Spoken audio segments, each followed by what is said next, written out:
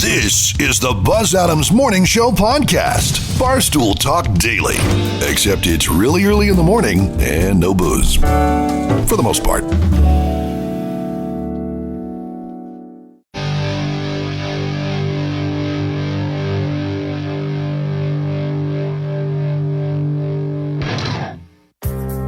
Must be Monday. I'm moving kind of slow. I'm feeling down. Must be Monday now, baby. Turn on my radio. I need some sound. I need the greatest morning show in town. To help me get another rotten Monday off the ground.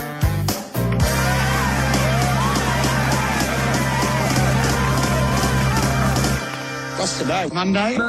Recovery Monday. Monday? Already? Where'd the time go? What do you mean Monday? I hate Mondays. Where'd the time go? Mondays are the worst. Oh, I hate Mondays. So begins another wonderful work week. Wake up, El Paso.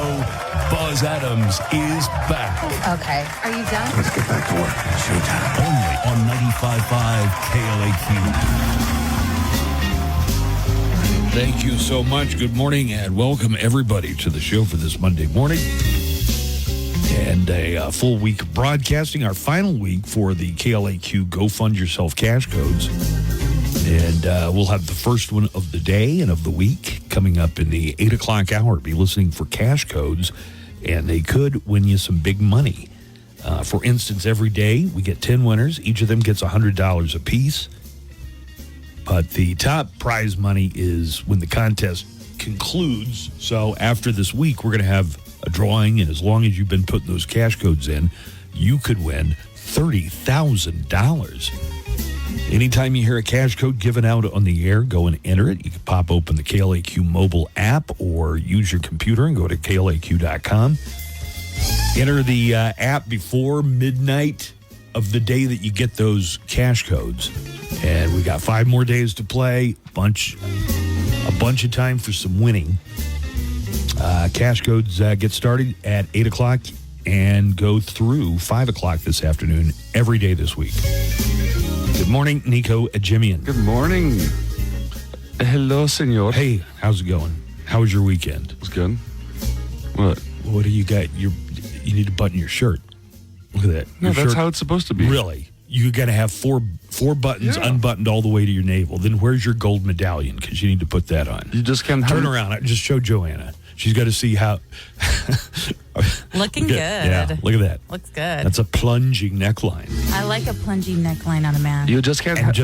You just can't handle my younger heat. And not a sign of hair anywhere on that chest. Yes, there Nowhere. is. Let me see.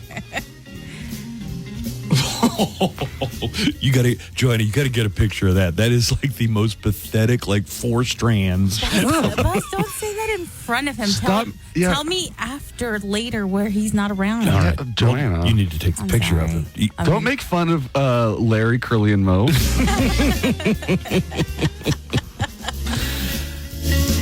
What the hell happened at the Gabriel Iglesias show over the weekend? I don't know. What, did something happen? I don't Everybody's know, been man, like, but- Buzz, did you hear what happened at Gabriel Iglesias show?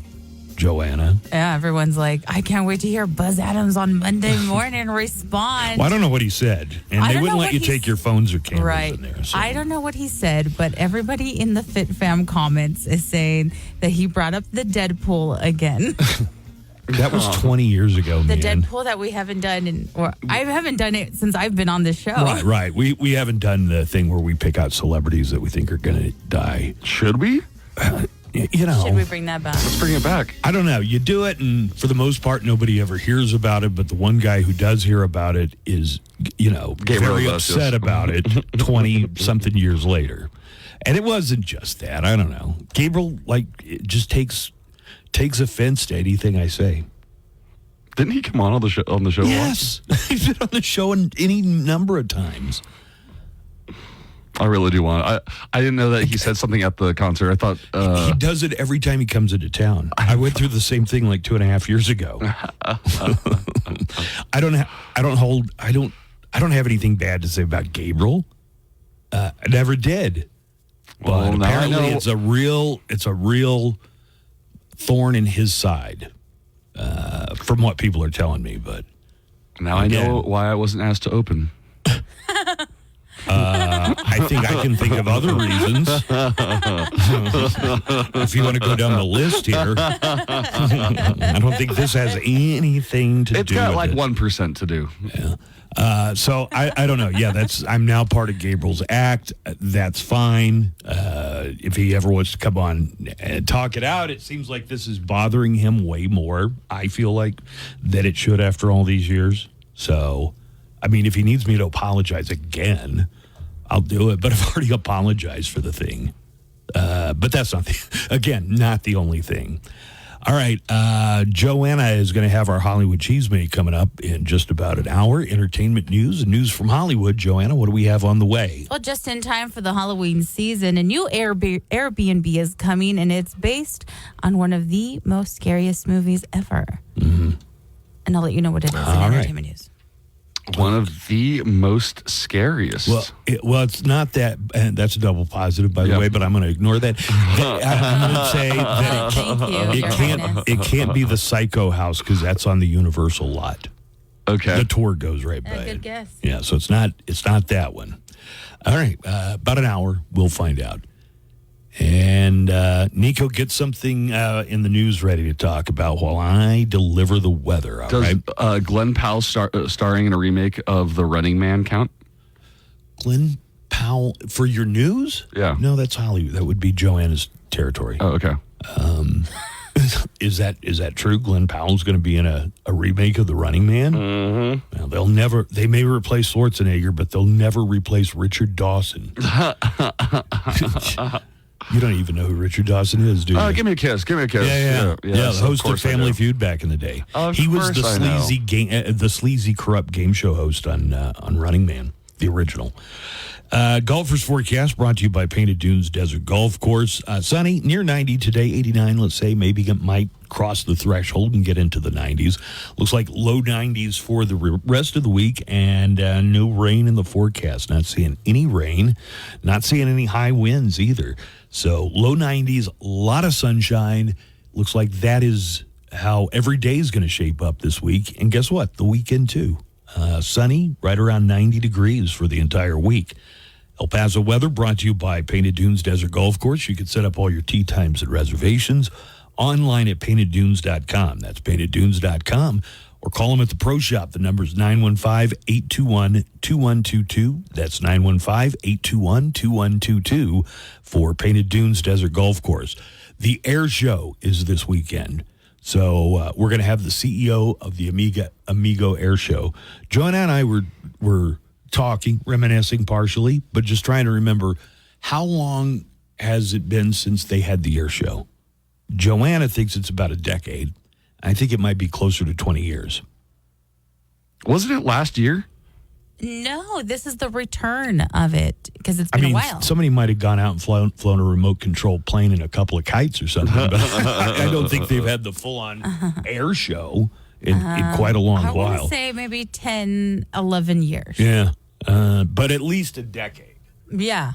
All right. Well, I'm sure we'll figure out the real answer coming up later. Yeah, we'll have that on the way. Somebody is calling in. They think they might know what comments were made. When was Gabriel here? Like Saturday? I think Friday. Oh, Friday. All right. Here you go. He appeared as Manny's fake father on Modern Family. That was like a really cool cameo. Hey, good morning, guys. I remember when Gabriel Iglesias came. It was actually, I think, about 4 years ago. And he called Buzz a pinche culo because of that. This was He called me a pichiku. What? A pichiculo. Don Haskins. And I remember, I think I called in and left a neckline about that. He's still doing it. I didn't go see him because actually I took my daughter to that show. Personally, I think, I don't want to turn this into Iglesias bashing call, but he is a one-trick pony. I mean, his just thing is tell a story with sound effects. I went to the store. Okay, I don't endorse this phone call, I'm sure. Gabriel does much more than that in his set. Beep, beep. You know, it's all his joke is, and people laugh. I don't know. But it does bug me that he can't get off it, because seriously, you guys haven't done Deadpool, I'm going to say, since 03, 04 maybe. 20 years. Bringing it back. You just got to get over it. All right, guys, have a good one. Yeah, we haven't done Deadpool in so long. And part of it was that. It was like, oh, man, it really hurt somebody's Why feelings. don't you pick Gabriel again? For our I'm not going to... Double down and double be like, down. yeah, that's at the top of your pick. For our new death pool. I didn't realize how like upsetting it was until somebody came up with their own Deadpool and put me on it.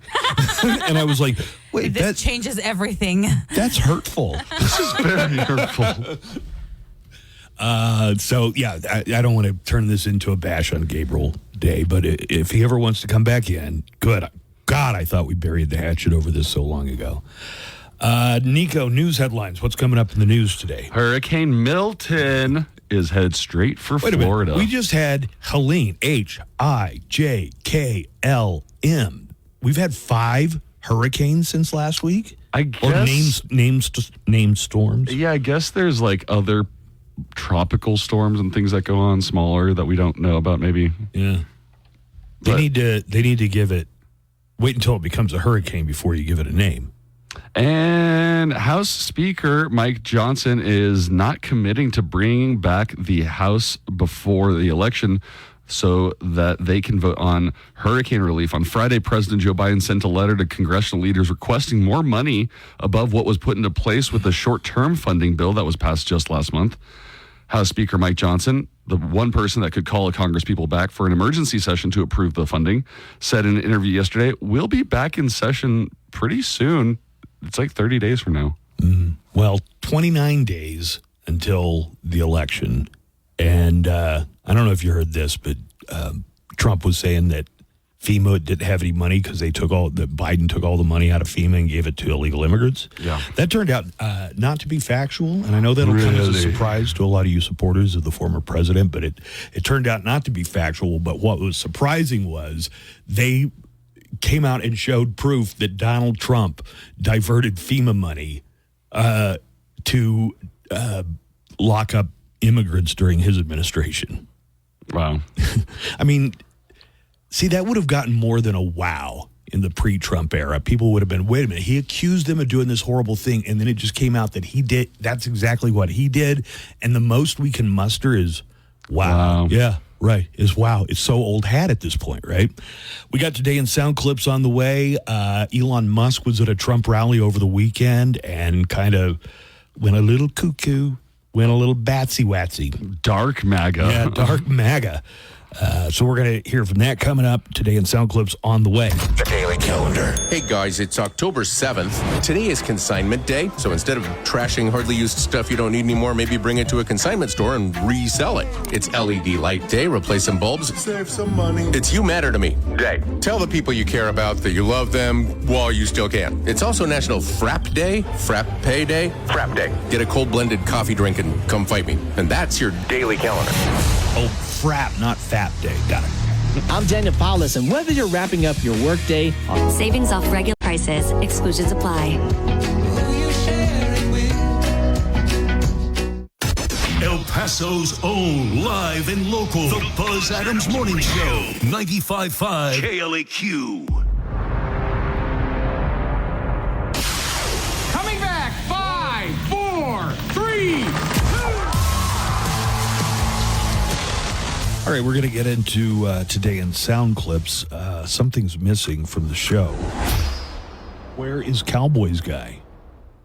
I don't have a call from Cowboys Guy. Normally at this time, I would, because last night... Here's the call as Dak Prescott's game-winning touchdown sealed it against the Steelers last night, 20-17. Prescott. Crossing, it's caught for the touchdown! It's Tolbert! Stays in the game and grabs it for the score! feel like somebody needs to step up. Da-da-da, da-da-da, da-da-da, da-da-da. Nico. Yeah, Cowboys. Woo! Woo! Joanna, give me a woo for the Cowboys. Woo! Buzz, give me a woo. Woo! Nico. No. Nico. No. Come on. Come on. Woo! Puro pinche Dak Cowboys. Dak Attack Super Bowl. Wow. Super Bowl. The mustache is really having an effect on you. I see you're trying to cover up the mustache by letting your goatee grow. No, I just didn't shave this morning. You're Latin jungle heat. Okay. Your natural Guatemalan heat. You're natural Guatemalan heat. We got a lot going on this week. Joanna, more Buzz tickets for the haunted house, and we were going to have tickets for the air show each day this week too. Buzz was like, "That's my shirt you're wearing, Nico." I'm like, I "No, have a it's shirt not." exactly like that. It's like your mom saw me wearing a shirt and went, "That shirt would look perfect on Nico." And she went out and bought it for you. You're the one that probably stole a shirt from me at this point, dude. That shirt does kind of look big on you, Nico. Yeah, it does from the back. I'm not saying you stole the shirt, but I am saying you're like drowning in it. You're kind of biting my style a little bit, man. He thinks you're biting his style. You guys have the same style. That's kind of ridiculous. Mm-hmm. We're going to go ahead and get into our sound clips here, but the CEO of the air show is going to come in later today, talk about the air show, and maybe we'll get to the bottom of this. When was the last time they had and I'm talking the full air show with the rows of like 50 chalets serving food and drink and everything. With the Blue Angels. Thank you to our listener Araceli, who sent me the actual date. 2012 was the last Amigo air show. So over a decade. With the Golden Knights, sometimes the Blue Angels, the Canadian Snowbirds. What's funny about that? I don't know. That sounds like a slur. That's their Canadian Snowbirds. That's their Air Force show-off pilots, I guess. The Canadian Snowbirds. It is like we have the Blue Angels and the Golden Knights, and they've got the Canadian Snowbirds. I flew with one of them. I can't remember which one because everybody's really Golden Knights. And the Canadian Snowbirds. I don't know why you have to denigrate somebody's proud military. I'm not. It's just a funny way of saying it. All right, they're going to have Jerome LeBlanc, a Tom Cruise impersonator. All right, let's see, featuring the U.S. Army Golden Knights. Woo! But look who's got top billing. Canadian Forces Snowbirds. Yeah, they're snowbirds. I'm probably silly. They're probably like a super well-known flying. They're super well-known. I mean, right up there with the Blue Knights and the, Blue Angels. Yeah. Not Blue Knights, Blue Angels, Golden Knights. And then I wonder if the Canadian Forces Snowbirds plays, like over the loudspeaker, Snowbird by Anne Murray. Famous Canadian musician, vocalist. The Vanguard Squadron's going to be there. It's I guess that'll be Saturday and Sunday at Biggs Army Airfield. Go to AmigoAirshow.com for more information. And now, today in Sound Clips. All right, a lot of sound clips to get to. We're going to start with Hurricane Milton headed straight for Florida. And as, that part of the country is still recovering, not even close to being done recovering from Helene, you've now got Hurricane Milton to worry about. Yesterday, this is Florida Governor Ron DeSantis at a press conference saying there's no way to know for sure where the storm is going to hit. There's actually a lot of range of possibilities when it comes to this storm. So just be mindful of that and let that uncertainty influence your preparations to know that you're not going to be able to be told with 100-degree certainty where this storm is going to go this far out in advance. DeSantis said that his state, Florida, has already mobilized a large number of people to be ready to help citizens. And over 800 guardsmen are currently deployed in impacted areas, and we are in process of mobilizing a total of 4,000 to be deployed throughout the state. National Guard's also deploying heavy equipment to assist with debris removal, including Army and Air Force horizontal construction units, tactical high water vehicles, dump trucks, and front-end loaders. Speaking of high water, I wonder what the tallest set of boot heels Governor Ron DeSantis has. Kevin Guthrie with the Florida Department of Emergency Management said his department is expecting the largest evacuation in Florida in 7 years. I urge Floridians to finalize your storm preparations now, enact your plan. I highly encourage you to evacuate. We are preparing, and I have the state emergency response team preparing for the largest evacuation that we have seen, most likely since 2017 Hurricane Irma. All right, so with such a large evacuation order, they're going to need to have gas available and electric chargers for the EVs. Once again, here's from the Department of Emergency Management. Guthrie says that there are chargers and fuel stationed along the escape route to help with evacuees. Your gas tank electric vehicle only need to be halfway full or halfway charged to ensure that you can get to some type of evacuation shelter. We have fuel and electric vehicle chargers pre-staged along evacuation routes to support the evacuations. And Pinellas County Sheriff Bob Gaultier says he's taking a hard line with evacuations, meaning they're not going to take no for an answer if you don't want to get out. And I can tell you, and I'm going to take a different approach than what we have in the past. What I've said in the past is that we're not going to force people to leave. And we're going to be a little bit more assertive with it this time. And for those people that are in mandatory evacuation zones, in the past, mandatory evacuation orders have been issued, and bars stay open, restaurants stay open, people just going about their business in stores. That's not going to happen this time. We're going to shut you down. All right, they're going to be tougher this time around. Now, what is this about getting Congress back before the election for Hurricane, I guess this would be Hurricane Helene relief? Right. So what's your reporting going to be on this later today? So they funded the government last month with a continuing resolution, basically punting any funding further down the way. So, but it was like 3 months, right? Yes, it was 3 months of funding, I think till January at least. And I guess this hurricane season is a lot more devastating than they planned. We got to get back there. So Joe Biden sent a letter to Mike Johnson on Friday asking for additional emergency funding. Mike Johnson said, well, do you really need it? He was non-committal. Mike Johnson would not commit to bringing back the House before the November elections for hurricane relief. While visiting Georgia last week, President Biden told the press that any delay by Congress, if they delay getting federal disaster funding, it is not acceptable. Can't wait. Look, we got to move the process. Can't wait. People need help now. And we're still talking about Hurricane Helene, of course. There are still people unaccounted for from that one. Dolly Parton. Yes, I believe you've heard of her. Maybe the most popular person in the world right now. Dolly Parton committed $1 million of her personal money to Hurricane Helene relief and revealed that she has fundraised another $1 million through her business connections. So here is the Divine Dolly talking about that. Today, I wanted to announce that from myself personally, just from my own bank account, I'm donating $1 million today. But there's a lot to be done, and we're trying to find other ways to even raise more funds. You know, one of her most recognizable songs is Jolene, and this was Hurricane Helene. It seems like she could have just put a little effort. Oh, wait a minute. Hold on. She totally did. Helene, Helene, Helene, Helene, you came in here and broke us all apart. Helene, Helene, Helene, Helene, but we're all here to mend these broken hearts. Ah. Hey. Queen Dolly. Maybe you've seen this in a movie. I know I have. For instance, Snakes on a Plane.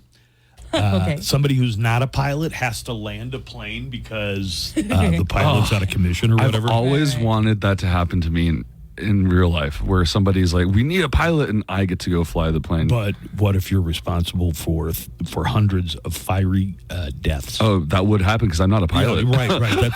That's what makes this so dramatic. A small twin-engine plane was flying from Las Vegas to Monterey, California on Friday when the pilot passed out. So the passenger on board had no choice but to land the plane herself. Here is air traffic control talking her through all the steps to make a safe landing. Are you with me? Yes, I am. Okay, so make sure you add a little bit of power. We got to add power. We're going a little too slow. Make sure you add power. Your altitude is looking good, 5,900 feet. Try to stay level at 6. You're in a right-hand turn. Continue that right-hand turn. We're going to set you up so that as you level off from your turn, you're going to be straight in for Bakersfield Airport. Is that all right? Okay. Oh, my God. She landed the plane. She was fine. The pilot who had passed out was taken to the hospital, but she was fine. All right. There was a guy that was caught hiding under vehicles at a car wash so that he could stare at women's feet. God, that seems like so much effort. And, you know, then you're in the news and it's probably a crime to look at a woman's feet. I don't get the whole feet thing. Here's an employee of the car wash. This happened in Arizona, by the way, about catching Jesse Michael Johnson in the act. Going through the video footage, I watched it happen. She was already in the process of calling the cops. There's no way he's coming back for a third time. He keeps walking back and forth, and you'll see him do that. He's watching to see what she's doing. When we talk to her, she's in the back seat vacuuming her car on that driver's side, and he slips up underneath that front tire. He was out underneath the vehicle for about 5 to 6 minutes, I want to say, and then he slips out and goes to this back passenger tire and is like trying to fiddle with it, making it seem like he's there the entire time. Wait, but you wouldn't know if somebody was under your car looking at you, like somebody could just slither under your car while you're washing it? Slither. Or whatever. It sounded like he's a real creeper. Literally, like he has to creep to get under the car. A YouTuber crashed his $200,000 sports car while distracted by his phone, of course. Because if you're a YouTuber, I guess you got to get everything up there on YouTube. 20-year-old influencer Jack Doherty. Wait, wasn't that Alec Baldwin's character on 30 Rock? No, Jack Donaghy. Oh, well, this is Jack Doherty. Crashed his new $200,000 sports car near Miami. It was being live streamed at the time. That's how we have this audio. His friend was the one filming from the passenger seat. It shows Jack checking his phone while doing 70 in his McLaren in the rain. They hit a barricade. The car was totaled. There's footage of the crash and then random people pulling them from the car.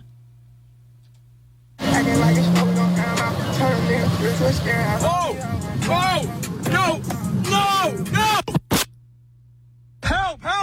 Help! Break the window! Oh! Help! Oh! No, my car, bro.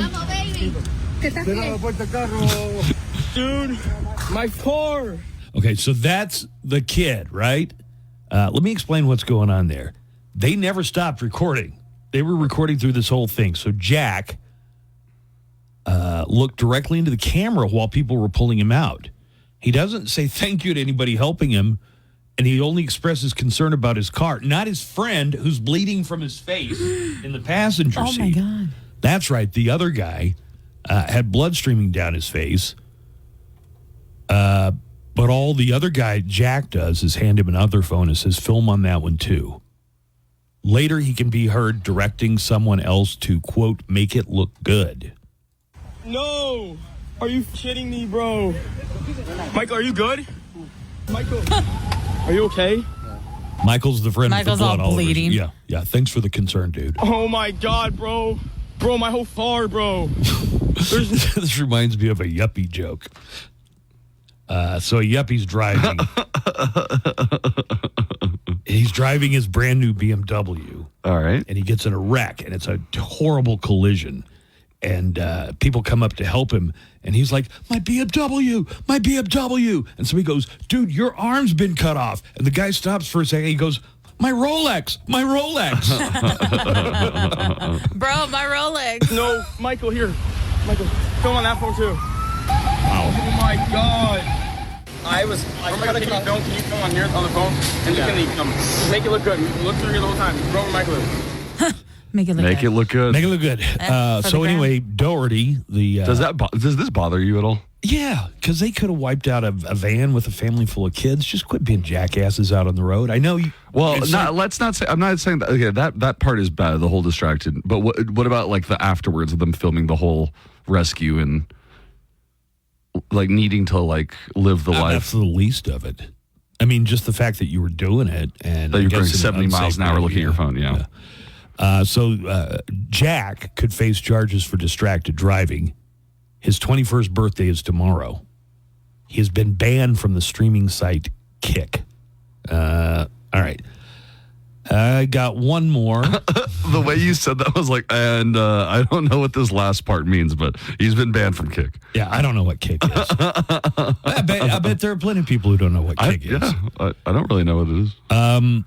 Elon Musk went to a Trump rally over the weekend. He went to the one in Butler, Pennsylvania, where the would-be assassin shot President Trump. Can you Google Elon Musk jumping? No, it's in the video. Okay. Here, I'll play a little bit. The memes. They've photoshopped him out while he's jumping and put him into a bunch of things. He does some jumping, Don't cut him any slack on that. You didn't cut Tom Cruise any when he jumped on Oprah's couch, okay? President Trump must win to preserve the Constitution. He must win to preserve democracy in America. Text people now. Isn't this foreign influence in our elections? Right. Get out of here. Wait a minute. Wait a second. This guy's from South Africa. Now. And then make sure they actually do vote. I was thinking maybe 5 years ago an endorsement from Elon Musk would have been a positive thing. I'm not convinced that it's such a positive thing now. If they don't, this will be the last election. That's my prediction. At one point in the speech, Trump gets, and then Elon Musk jumps up and down for a while. So that's what Nico was talking about. And Trump says, he's the American dream. Everybody's children all dream of the same thing, having $200 billion. I'm like, no, you freak. Nobody dreams of having $200 billion. He's all like, I do. Well, other than you. Look, Elon Musk. Okay, so back to the commentary. But what was the jumping like? What have they done with the memes? Can you please Google Elon Musk jumping memes? I mean, it's just hilarious. The memes are hilarious. Yeah, they are hilarious. Wait,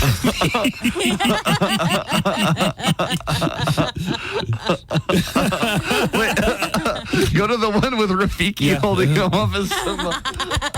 So I guess he did a full, almost Simba hands in the air, jumping as high as he could. It looks like you got some pretty good air on that one, actually. It's just awkward all the way around. No, listen. So weird.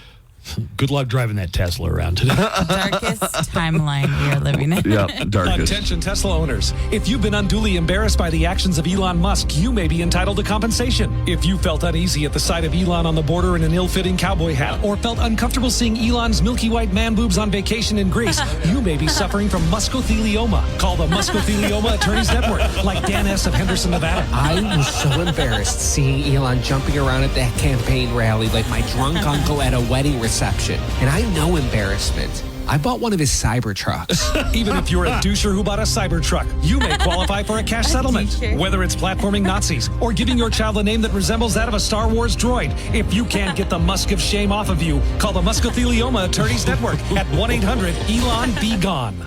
Hey, it's Chuck, your host for Loudwire Nights. Tonight at 7, we will rock the borderland with the best rock ever made and the best rock being made. Special guests, birthday and anniversary celebrations, and every night at 10, a very next day. If help, even if you have bad credit, go to 27cash.com. 27cash.com. The Buzz Adams Morning Show, Monday through Friday, 5 to 10. KLAQ and KLAQ HD1, El Paso, a Town Square media station.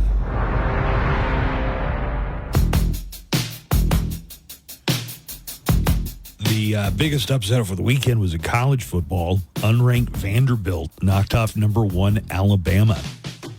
Nico, do you know what college fans do when they're really, really happy or upset, pulled off a major upset? They pull out the goal. Yeah, you're on the right track. Did they do that? They took out the... They pulled up the goalpost. They marched it down to the street to a river and threw it in the river. That's funny. The Vanderbilt fans did because it was in Nashville. Alabama threw the goalpost in a river in a Vanderbilt down by the river. Major stunning upset for the Crimson Tide. Staying on football for just a minute. Bravo is doing a reality series about the Kansas City Chiefs' wives and girlfriends. Of course. Two notable Of non-participants. Do you have this coming up, Joanna? No, I don't. I didn't But you know about about this. it, right? No, I didn't. Taylor Swift and Brittany Mahomes are not in it. The two big ones that you would want to see this show for.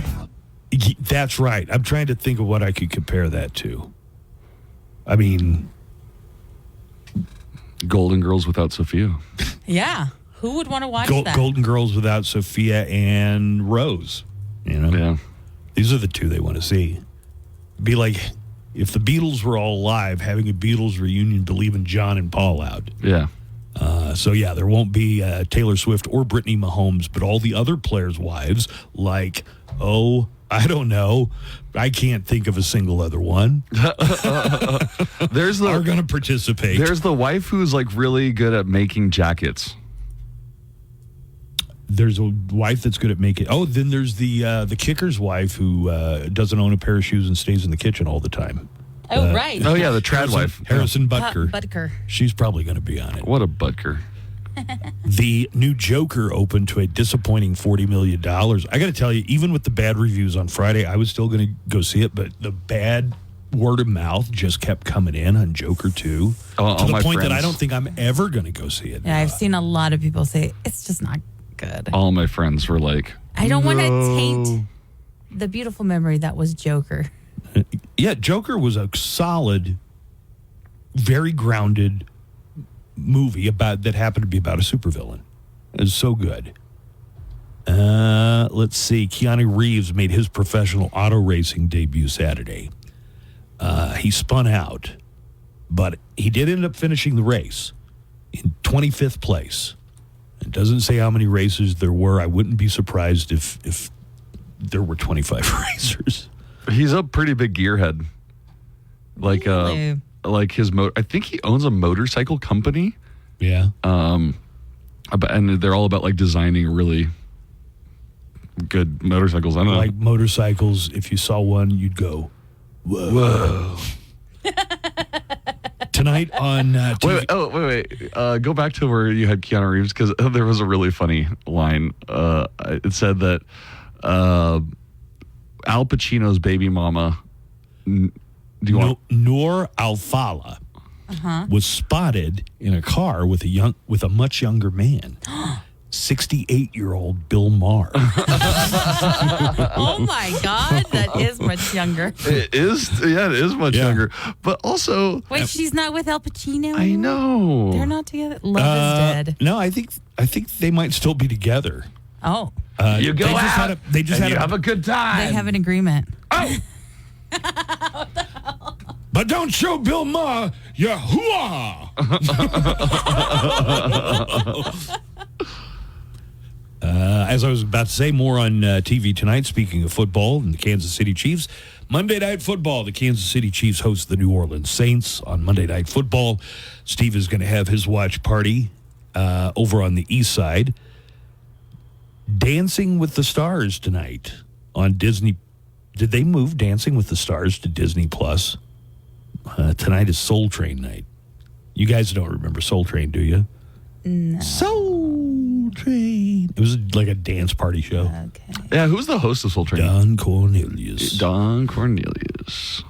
Tonight on NBC. Were you allowed to watch Soul Train in your house, or was it considered evil? I didn't want to watch. I mean, it was that and American Bandstand. I wasn't interested in it when I was a kid. Like, that didn't interest me at all.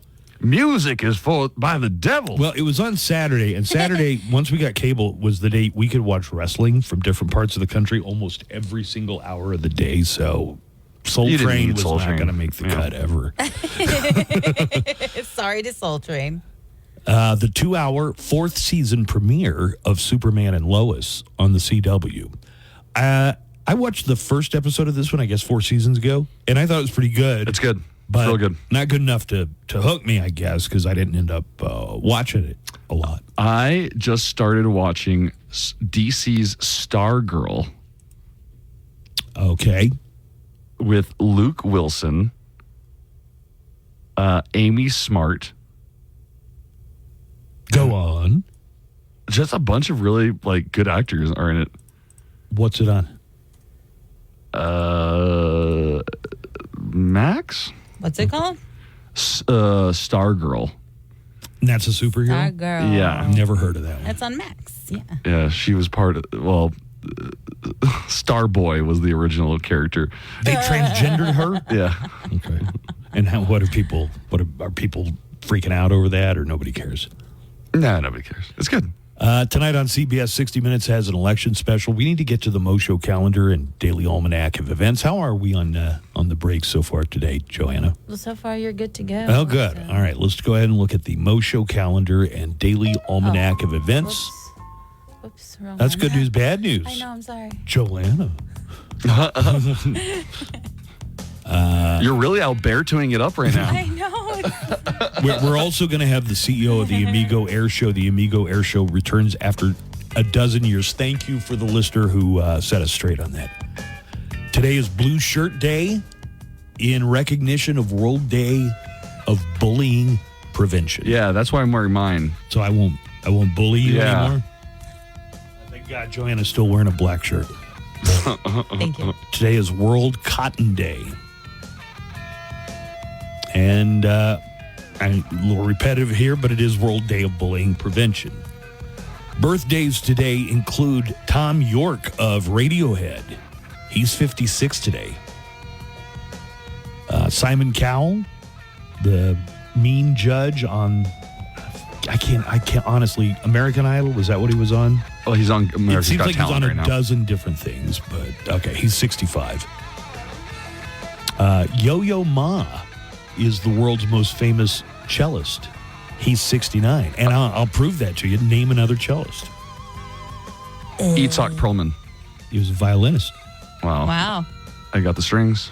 I think it should count for something. Thank you, Joanna.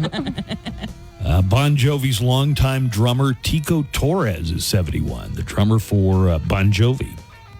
Tico! Vladimir Putin, the evil supervillain in charge of Russia, and Donald Trump's bestie, is 72 years old today. Joy Behar from The View is 82. Really? 82? She looks good for her age. She can get it still. Okay. This date in history, in 1985, Palestinian gunmen hijacked a cruise ship called the Aquila Loro with more than 400 passengers on board. One passenger, a 69-year-old American named Leon Klinghoffer, was killed when these terrorists threw him overboard while he was still in his wheelchair. The 4 terrorists surrendered 3 days later. And happy anniversary to Ted Danson and Mary Steenburgen. 29 years ago, the two wed. Today is their 29th anniversary. Aww. Is she a crush of yours? Oh, Mary Steenburgen. Yeah, of course. I mean, why wouldn't she be? She's lovely. Has a sweet Southern accent. Very motherly in a hot way. In a hot way. In a And milky way. I gotta put this in. I saved it for last because I'm gonna do the song that everybody's gonna want to hear. Any excuse, right? John Mellencamp is 73. The singer, songwriter, Mr. Chili Dog himself. Hurt So Good, Small Town, Pink Houses, I Fight Authority, and of course Jack and Diane, perhaps his most well-known song. It went all the way to number 1, and we've got a version of Jack and Diane And in it, they only sing the lyric, "Suck it on a chili dog." The lyrics go on to say, "Suck it on a chili dog, outside taste freeze." Sucking on a chili dog, sucking on a chili dog, sucking on a chili dog, sucking on a chili dog, chili dog, sucking on a chili dog, sucking on a dog, sucking on a chili dog, sucking on, sucking on chili dog. Yeah, break it down. Sucking on a dog, sucking on a chili dog. Sucking on chili, sucking on a dog. Sucking on a chili dog, sucking on chili dog. A little ditty about Jack and Diane. Two American kids sucking on a chili dog. Happy birthday, John Mellencamp. Music news, concert updates, song and album factoids, and of course, nothing but El Paso's best rock. Oh, easy to enjoy. Bud Light is the official beer sponsor of the NFL. Enjoy responsibly. 21 plus. Copyright 2024. Anheuser-Busch. Bud Light Beer, St. Louis, Missouri. Oh, we're back. Buzz is back. Hey, right on, Buzz. Buzz in the morning show. 95.5 The Q.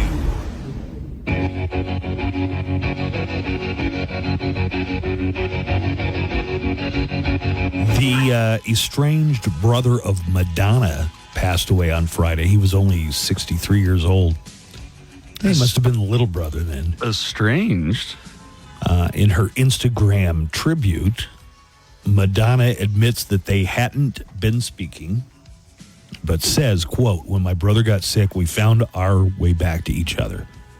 I did my best to keep him alive as long as possible." Well, that's very nice, but you should have got doctors involved. Yeah, I forgot what the issue was, but something about they hadn't spoken for many, many, many years.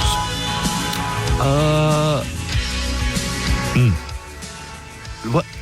Hey, Pasa, you sound distressed. What Is it? there like a biography or a biopic about Madonna? No. I wish I knew more about her they life. were talking about somebody. Somebody said that Julie Garner from Ozark should really, they should do it while she can play her. It. I think they And then they deal. backed out of it or Right. something, right? Yeah.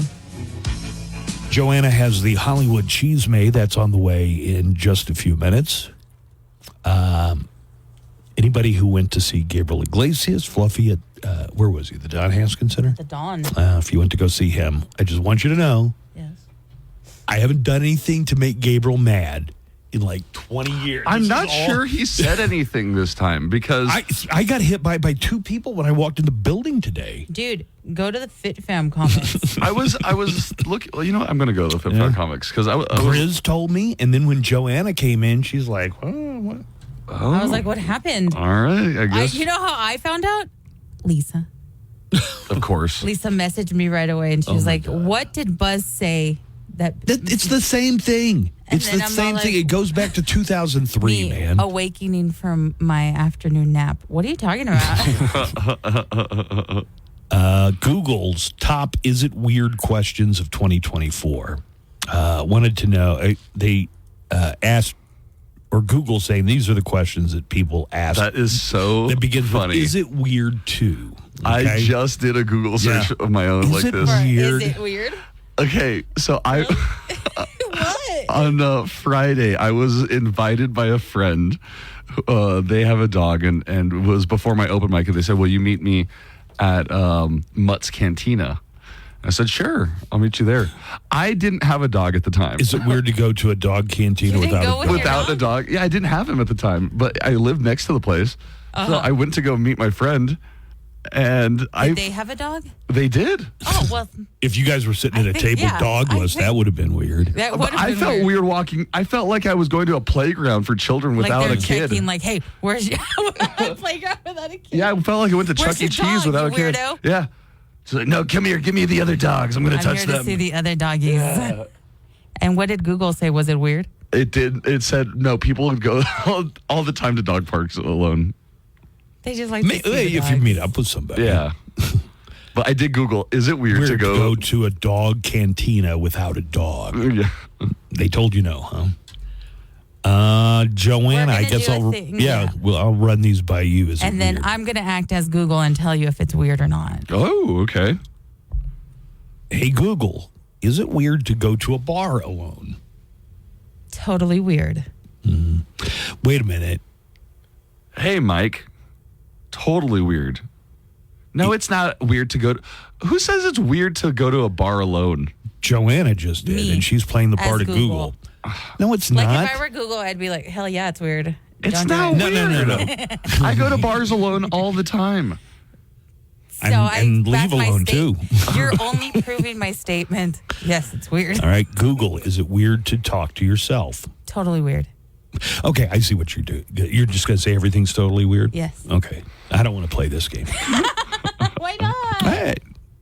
Fine. Is it weird to talk to yourself? No, it's not weird. Sometimes I need professional Now, advice. I usually am muttering under my breath. You mutter. But if I'm alone at home, on the way to the I bathroom talk right now? completely loud, except I disguise it by pretending I'm having a full-on conversation with my dog, like using sentence structure and human talk, and and it's just I'm doing it out loud, and in my mind I rationalize it by saying I'm talking to Spark. On his way to the bathroom, I could just hear him muttering, "Sucking on to the dog, sucking on to the dog." I was doing that over here Yeah. too. That's everybody. Everybody who was listening to the morning show is going to be doing that all day. Oh, this one is different. Google was asked many times, is it weird to go to a concert alone? Yes. Yeah. No. That one's weird. super weird. That's the one I say no to. No. It is not. Have you been to a It is concert best by to yourself? Go by yourself than to miss out on seeing a band. You've gone if to you a gotta concert? wait for Lisa to get ready. Yeah. I don't think I I've almost ever left done her that. house I've never been behind. to a concert by myself. That It seems like a social very, thing. very bizarre. No, not at all. Is it weird to go to the movies alone? I don't find anything weird about it, and that's I the might one you even don't find prefer it. You prefer it? Sometimes. Is this list just shaming alone people, like people without a partner? Because I don't find it weird to go to the movies alone, a bar, find a or to concert talk to. weird? Yeah, I feel the concert one At the weird. concert, you actually don't even need to talk to the person next to you because you're busy looking at the concert. Yeah, but it's fun to share it, the experience with somebody. Everything is always fun It's if an you're sharing it with someone. You know why, Joanna? It's an experience I wouldn't even go to by myself, so I can't even So imagine. you would rather miss out on seeing somebody perform. Exactly. I would rather miss out. I would only go with somebody. Oh, but you'd go to a bar alone? That's weird. I just did That's last totally night. weird. Yeah, I go get my drink. Yeah. I'm going to say Right. That's I'm the gonna one say I find weird. Write a little book. Over 50% of people at any bar at any given time are Or there alone. alone. Yeah, I see a lot of other lonely people. Well, now there's 2 less lonely people in the world. Is it weird to eat alone at a restaurant? Again, no, this is just shaming me. Hey, Google, is it weird to eat at a restaurant alone? Damn it, I thought it was going to pick up on my phone. It did not. Hey, Siri, is it weird to eat alone at a restaurant? Damn it, Siri. Even she doesn't want to answer. Only when you do it, Buzz. There's nothing called eat on your calendar. All right, Siri's way behind the time. Siri, you've been left in the dust by AI. Sorry. Is it weird to eat at a restaurant alone? No. I usually get it to go, but I was doing that a long time when I lived in Monterey, and I didn't know anybody, and I also don't cook, so I would go to restaurants alone all the time. I prefer it. I get my phone. I watch some TV at Cece's. But restaurants are kind of set up for people to eat, together. Oh, just go to Cece's, man. I used to at 3 p.m. Buffet for one. Hell Buffet yeah. for one. Give me this booth to myself. I would go in, I'd order something to go, and I'd sit at the bar until my food was ready and have a beer. That was like my typical dinner. But see, back in your day, you didn't have like a TV in your phone. Like, what would That you? is very true. What would you? You would just sit there and twiddle your thumbs. What no, there'd be sports on TV. I didn't care about any of them, but I, just look at that. Right. Occasionally, somebody'd chat with you. Not very often, but oh, that would be weird for me. I just got my phone. Somebody tries to talk to me. Okay. I see you're by yourself. You're right, though. All of the is it weird questions that Google says they got are kind of about doing things alone. Hello, singles. It's the Hollywood Cheese Man. It's the Hollywood Cheese Man. Joanna, tell us more. Good morning, Joanna. Good morning. Good news for both of you guys. Hulu has renewed The Secret Lives of Mormon Wives for an additional 20 episodes, according to Deadline. No, that was one. I couldn't finish the one episode. It was almost like vomit-inducing. Yeah. Oh, no. The series follows the scandalous world of a group of Mormon mom influencers led by self-acclaimed Mom Talk founder Taylor Frankie Paul, which then implodes when they get caught in the midst of Taylor Frankie Paul, I thought were the Ramones. What's funny, Joanna, is how you said she is like the self-appointed, because in the first episode, she's like, I'm the one that created this. But if I watched enough of it to know this, these Mormon wives were never good Mormons to begin with. They was like, I had a wild side. It's like, yeah, you're 23. You still have a wild. What are you talking about? It's somehow they got into one of these traditional marriage types of things, and some of them, at least, the Taylor Frankie Grace or whatever her name is, she's always been a hellion. So she's the one who was kind of instigating all She was kind of like influencing the group the others. sex. Yeah. Oh, well, she says, I created Mom Talk, guys. Oh, that's so cringy. I know. The new episodes are set to launch in the spring. As voting kicks off for the 2025 Grammy Awards, Recording Academy members who are looking to nominate one of the biggest artists of the year, Zach Bryan, won't find his name anywhere on the ballot. That's because Bryan has declined to submit his music for consideration. Joining the likes of The Weeknd, Macklemore, Frank Ocean, and other high-profile artists who've opted out of the Grammy consideration in the past, Bryan has reportedly chosen to skip the event based on, quote, feeling that he does not feel comfortable with award shows making music competitive. Yeah, well, there are a lot of actors who've said that and accepted their Academy still Award. Accepted it? Well, maybe not in person, like Marlon Brando's sent a pretend Indian to go get his. Well, you know that story? I do, yes. Oh, of course. The discomfort hasn't stopped Bryan from participating in the past. In fact, he actually won a Grammy earlier this year for his duet with Casey Musgraves called I Remember Everything. But the move generally fits with his ethos of challenging the machinery of the music industry. The machine. Also, he's the guy who released a live album titled All My Homies Hate Ticketmaster. Wait, is he a country artist? I think so, yeah. I mean, he definitely has the name of a country artist. Zach Bryan. Yeah. That sounds like a country artist. Yeah, I don't know what he played, but if he's doing a duet with Casey Musgraves, I guess. Yeah, probably country. Yeah, probably. Oh, wow. Oh, yeah.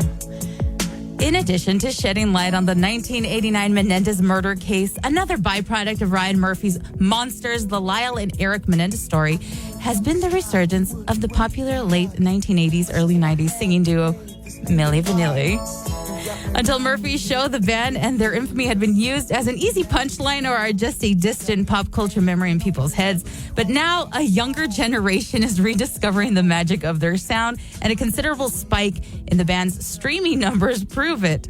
According to Billboard, Blame It on the Rain saw a 68% jump in its numbers of streams within 4 days of the show starting to stream on Netflix. In the show's premiere, the song serves not just as the episode title, but also as the soundtrack to a wild scene in which Eric and Lyle sing along to the hit on the radio after they purchased the shotguns that they would later use to gun down their parents. What? And in typical TikTok fashion, the scene and others have been edited together in what can only be described as thirst-trapped videos lusting after the actors who portray the notorious brothers. The Menendez. Okay, so now they've sexied up the Menendez sexied up the brothers. Are they shipping the brothers? Yes. Billboard also reports that streams of this one, Girl, I'm Gonna Miss You, increased a colossal 258% between September 20th and 23rd. So, I mean, Girl, I'm gonna miss you. You know the controversy over Milli Vanilli winning the Grammy for Best New Artist. Well, Vanilli was the one with all the talent. No, neither one of them. Neither Milli one of them. nor Vanilli They had got the talent. professional singers to sing the songs, and these two went out to lip sync with what had been recorded by the professional singers. Sadly, Rob, one half of Milli Vanilli, isn't alive to see the songs he once mouthed the words to have his second life. He died in 1998 from an overdose. Fab, however, is alive and well, and if his Instagram is any indication, he appears to be basking in the legacy of the scandalous pop group. Too bad he didn't OD on fake drugs. Oof. Wait, what year did the one guy pass away? 1998. And which one passed away? Rob. And the other one's name is? Fab. Okay. Were you a Milli Vanilli fan, Buzz? No. No? Dude, this song played constantly in my house. Like, somebody should have checked on my sister. Did your sister really like this? She loved Milli. This one and Blame It on the Blame Rain. It on the Rain is the one that I can't get out of my ears forever. I love that one. And finally, the Terrifier horror franchise is about to unleash its third installment on the movie-going public. And if you're someone who's a bit squeamish, Nico, then maybe you'll want to pass on this one. In the UK last week, the film was given a screening, and the crowd definitely had opinions, at least the ones that stayed behind. Because according to Signature Entertainment, who organized the screening, movie theater staff reported 11 people walking out and one person vomiting during the screening. Mm-hmm. The distribution company commented on this, saying, quote, "If the Terrifier 3 event impacted you, please let us know if you need more support at this time. If you're feeling unwell, please find a member of staff. Staff trained in first aid are on site." That's the one with Art the Clown, the right? Clown. That's yeah. what a better endorsement for. Of course, Yeah, they would love to promote that people were Yeah. passing out and getting sick and might need counseling because of this movie. Support. Reports of audience members walking out and growing ill during Terrifier screenings are nothing new for the franchise, which began with 2016's original. 2022's Terrifier 2 saw a reported major increase in its box office performance that appeared related to reports of audience members passing out and vomiting at screenings. That's an old trick, and so old, in fact, that... Wait, what is? Alfred Hitchcock did a gimmick where when Psycho was showing, he had a nurse, like in a nurse's uniform, and they were there to apply smelling salts to anybody who might pass out, as if, like that it happened Just so in much. case. Terrifier 3 releases in theaters October 11th. And you said it's mostly like gore. It's a lot of gore. Yeah, too much gore to me. Like Saw, I think is too gory. Is it more gory than is it more Saw? gory than Oh, Saw? more gore. Yes, definitely. I'm trying to think of like my limit for gore. Bone Tomahawk. Hostel was a bad one. Oh, that's a good one, too. Hostel was tough. It's right Hostel up 2 there was with tough, too. Hostel, yeah. Coming to theaters, all of the critics are talking about Terrifier 3. Richard Roper calls it disgusting. I felt dizzy, nauseous, and I threw up during the movie. Peter Travers from Rolling Stone calls it so scary and disgusting I threw up in my popcorn bucket. Then a few hours later, I threw up in my car because I was thinking about the movie again. It was awful. And USA Today calls it the most foul, horrible, disgusting thing that's ever been put on the big screen. We've decided to stop reviewing movies altogether because everybody on our staff is busy throwing up because they watched Terrifier 3. Why would somebody make a movie like this? Oh, great, we have to throw up again. Terrifier 3, coming soon to theaters. Oh, great, now I'm gonna throw up. Find out what's going on. Quirky facts about our region. Urgent things you need to know impacting your drive. And of course, nothing but El Paso's best rock. Oh, with Bud Light is the official of the NFL. Enjoy responsibly. 21 plus. Copyright 2024. Anheuser-Busch. Bud Light Beer. St. Louis, Missouri. Live from the KLAQ studios, the Buzz Adams Morning Show. Courtesy of Glasheen, Vyas, and Inderman Personal Injury Lawyers at GVILaw.com.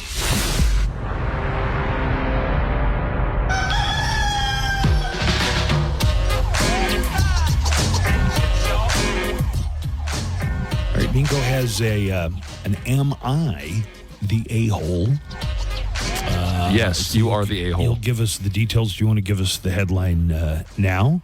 I kind of do. Okay. Or do you want us to pick out of 3 choices or 2 choices? Yes. Or whatever? That's what you want us to do? Yes. All right, give me the 2 choices. All right. Or 3 choices. Am I the a-hole for telling my sister she is a jealous virgin? Okay. Or am I the a-hole for agreeing with my mom that it's kind of pathetic my wife can't cook? Wife cook? You're for the wife cook? Yeah. Joanna? Yeah. All right. So we're going to do that one? We'll do the wife cooks. Can't cook. California just became the first state to ban sell-by dates. And sell-by dates, I've had a strong position that has remained consistent over time. I think they put those way earlier than they need to be. You throw out perfectly good food, and they do that so you'll buy more of the food. Well, I don't think they put their sell-by date. They put their sell-by date as early as they're legally allowed to do it, so you'll throw away perfectly good sour cream or butter. Or Is sell-by the same as an expiration date? I mean, similar. It's information that's listed on there that tells you. Well, semantically, they are different terms. One is saying, well, we just made this. You have to, we have to get it out of the store by a certain time. So California, the way they describe it is they're simplifying how dates are used on products to cut back on food waste and to reduce the cost to the consumer. The law takes effect on July 1st, not of next year, but of 2026. It prohibits the use of consumer-facing sell-by dates and also requires standardized language for date labels. At that point, date labels can only say one of two things. Best if used, but so the use by date is still going to be there to indicate peak quality, and use by to designate food safety. So you could put best if by as like, okay, it's going to taste maybe a little better or fresher or whatever, but it's not bad until the use by date comes right. up. I mean, you think about it, how many people are starving? The fact that we throw out probably more food in the United States alone than starving countries. Starving countries could survive on what we throw away if there were a magic wand that made that food automatically go to wherever it was needed. I hate food waste, and I see people throw away perfectly good stuff. It's like, well, why did you throw that away? Because the date says that it's bad. I feel like that's really misleading on the part of the people who make the products or label the products. I agree. Not everybody eats leftover sushi, though, like you do. If it's what do you mean? Not everybody the next eats. Day? No, I've seen you eat 5-day-old sushi. Yeah. It passed the smell test to him. It did. So. I've seen you eat some truly horrible things out of your fridge. Okay, and yet here I am. I don't miss as much work as you do. Oh my God. Okay, so I'm reading about this, and I feel like it is vindicating me in a lot of ways. It's something you're very passionate about, I can tell. The problem with sell-by dates was that they weren't supposed to be used by the consumers. The dates were meant to indicate to stores when you need to rotate the stock. So it's like sell-by date is, well, it's been on the shelf too long. But that led to stores nixing perfectly good food from shelves and consumers thinking that items past that date would make you sick or were spoiled. And that is not the case. We live in such so much opulence in this country. And it may not feel like it to you. But that we have things that try to trick you into throwing away perfectly good food before it's gone bad. A luxury that not everyone in the world has. The idea is that just making the phrasing easier to understand will keep food from being tossed out too soon. There aren't any federal requirements for the language on food date labels, so California can set their own, only on baby formula. That's the only exception. Most expiration dates are just educated guesses by the manufacturer, and let me tell you, if they can pick an earlier date or a later date and get away with it, they'll pick the earlier date, so you'll have to go back and buy their product again. Experts say you should rely on your own senses to determine if a food is still in good shape, particularly, everybody, how it smells. Mm-hmm. Now, I read something else that's semi-related. They said that if your bread has a little bit of mold on it, yeah, you're not supposed to just pick the mold off and eat the rest of the bread, because I've been doing that for a long time. It's like, there's a little green corner here. I'll just pick that off and use it. Yeah, I don't think you're supposed to continue eating it, Buzz. But you're okay. Look at you. Yeah, it hasn't done me any harm. Or maybe it has. Yeah, but there was a big thing about if you got moldy bread, throw the whole bread away. And that's hard for me to do, man. It's hard for me to throw away something that I think is still edible. All right. Have you heard of leftover pasta syndrome? I've heard of that just recently. Right. I didn't know it was a thing. I've never heard of that word combination. I think somebody died. Well, it's okay. Fried rice syndrome. Fried rice. Yeah, there it is. Is the but it is also technical for term. pasta. Fried rice doesn't reheat very good, I've found. Oh, it does not. Well, no. this doesn't have anything to do with the reheating part of it, but a 20-year-old just died from fried rice syndrome. And what it is, a significant amount of bacteria called Bacillus cereus shows up in your food, and it can kill you. But this is just like from just pasta, like a leftover spaghetti or fried rice. No, never heard of it. Which is why you're not supposed to eat those things. You're not supposed to eat fried rice. Like, don't eat any leftover rice. Like, leftover rice is gets the bacteria more than anything It's almost else. like the food is trying to tell you don't eat me because that fried rice gets like you're eating glass if it's in there too long. What was the other food item you were saying? Pasta. Pasta, yeah. Yeah. I mean, it's not one of the best. I mean, not like pizza. Cold pizza is better than the morning after than it was the night before, I think. This doesn't have to do with taste, quality, and much more to do with like what's just susceptible to getting bacteria. You're still talking about the guy who died. Yeah. Here is Sandra, who is calling in, so talking live to us this morning. Hi, Sandra. Good morning, guys. Hey. I wanted to comment on the food waste issue. Yeah, I'm with Buzz. I hate food waste myself. Hate it. It just drives me crazy. Yeah, I hate it. It's money wasted down the drain. It just makes me so sad to think. Like Buzz said earlier, people around the world are starving, and here we are throwing away food. I take restaurant leftovers home. I eat those. I have stuff that goes after the sell-by date. I eat that, and I use the Buzz method. If it smells good, if it looks good, if it looks fine, then I mean, don't get me wrong. I will throw stuff out. Like if I smell the milk and it's obviously turned, Right. I'm gonna give that to the dog. I'm just kidding. I might actually. No, you totally give that to Spartan. No, but I'm with you, and I get made fun of by my family all the time because they're like, oh, you're gross. Oh, you're gonna get sick, and like Buzz, I think it's made me stronger for it. So no, Right. I'm with you, Buzz. I hate food waste. Sandra, what doesn't kill us makes us stronger. Exactly. Nietzsche said that. Okay, thanks, Sandra. Thank you. All right, thanks for calling. You found somebody to commiserate with. Yeah. And I don't think it's being gross. I think it's just being, Oh, it's totally gross. You're very gross at home. Like I would just see you eating just like 2-week-old like mac and cheese or something.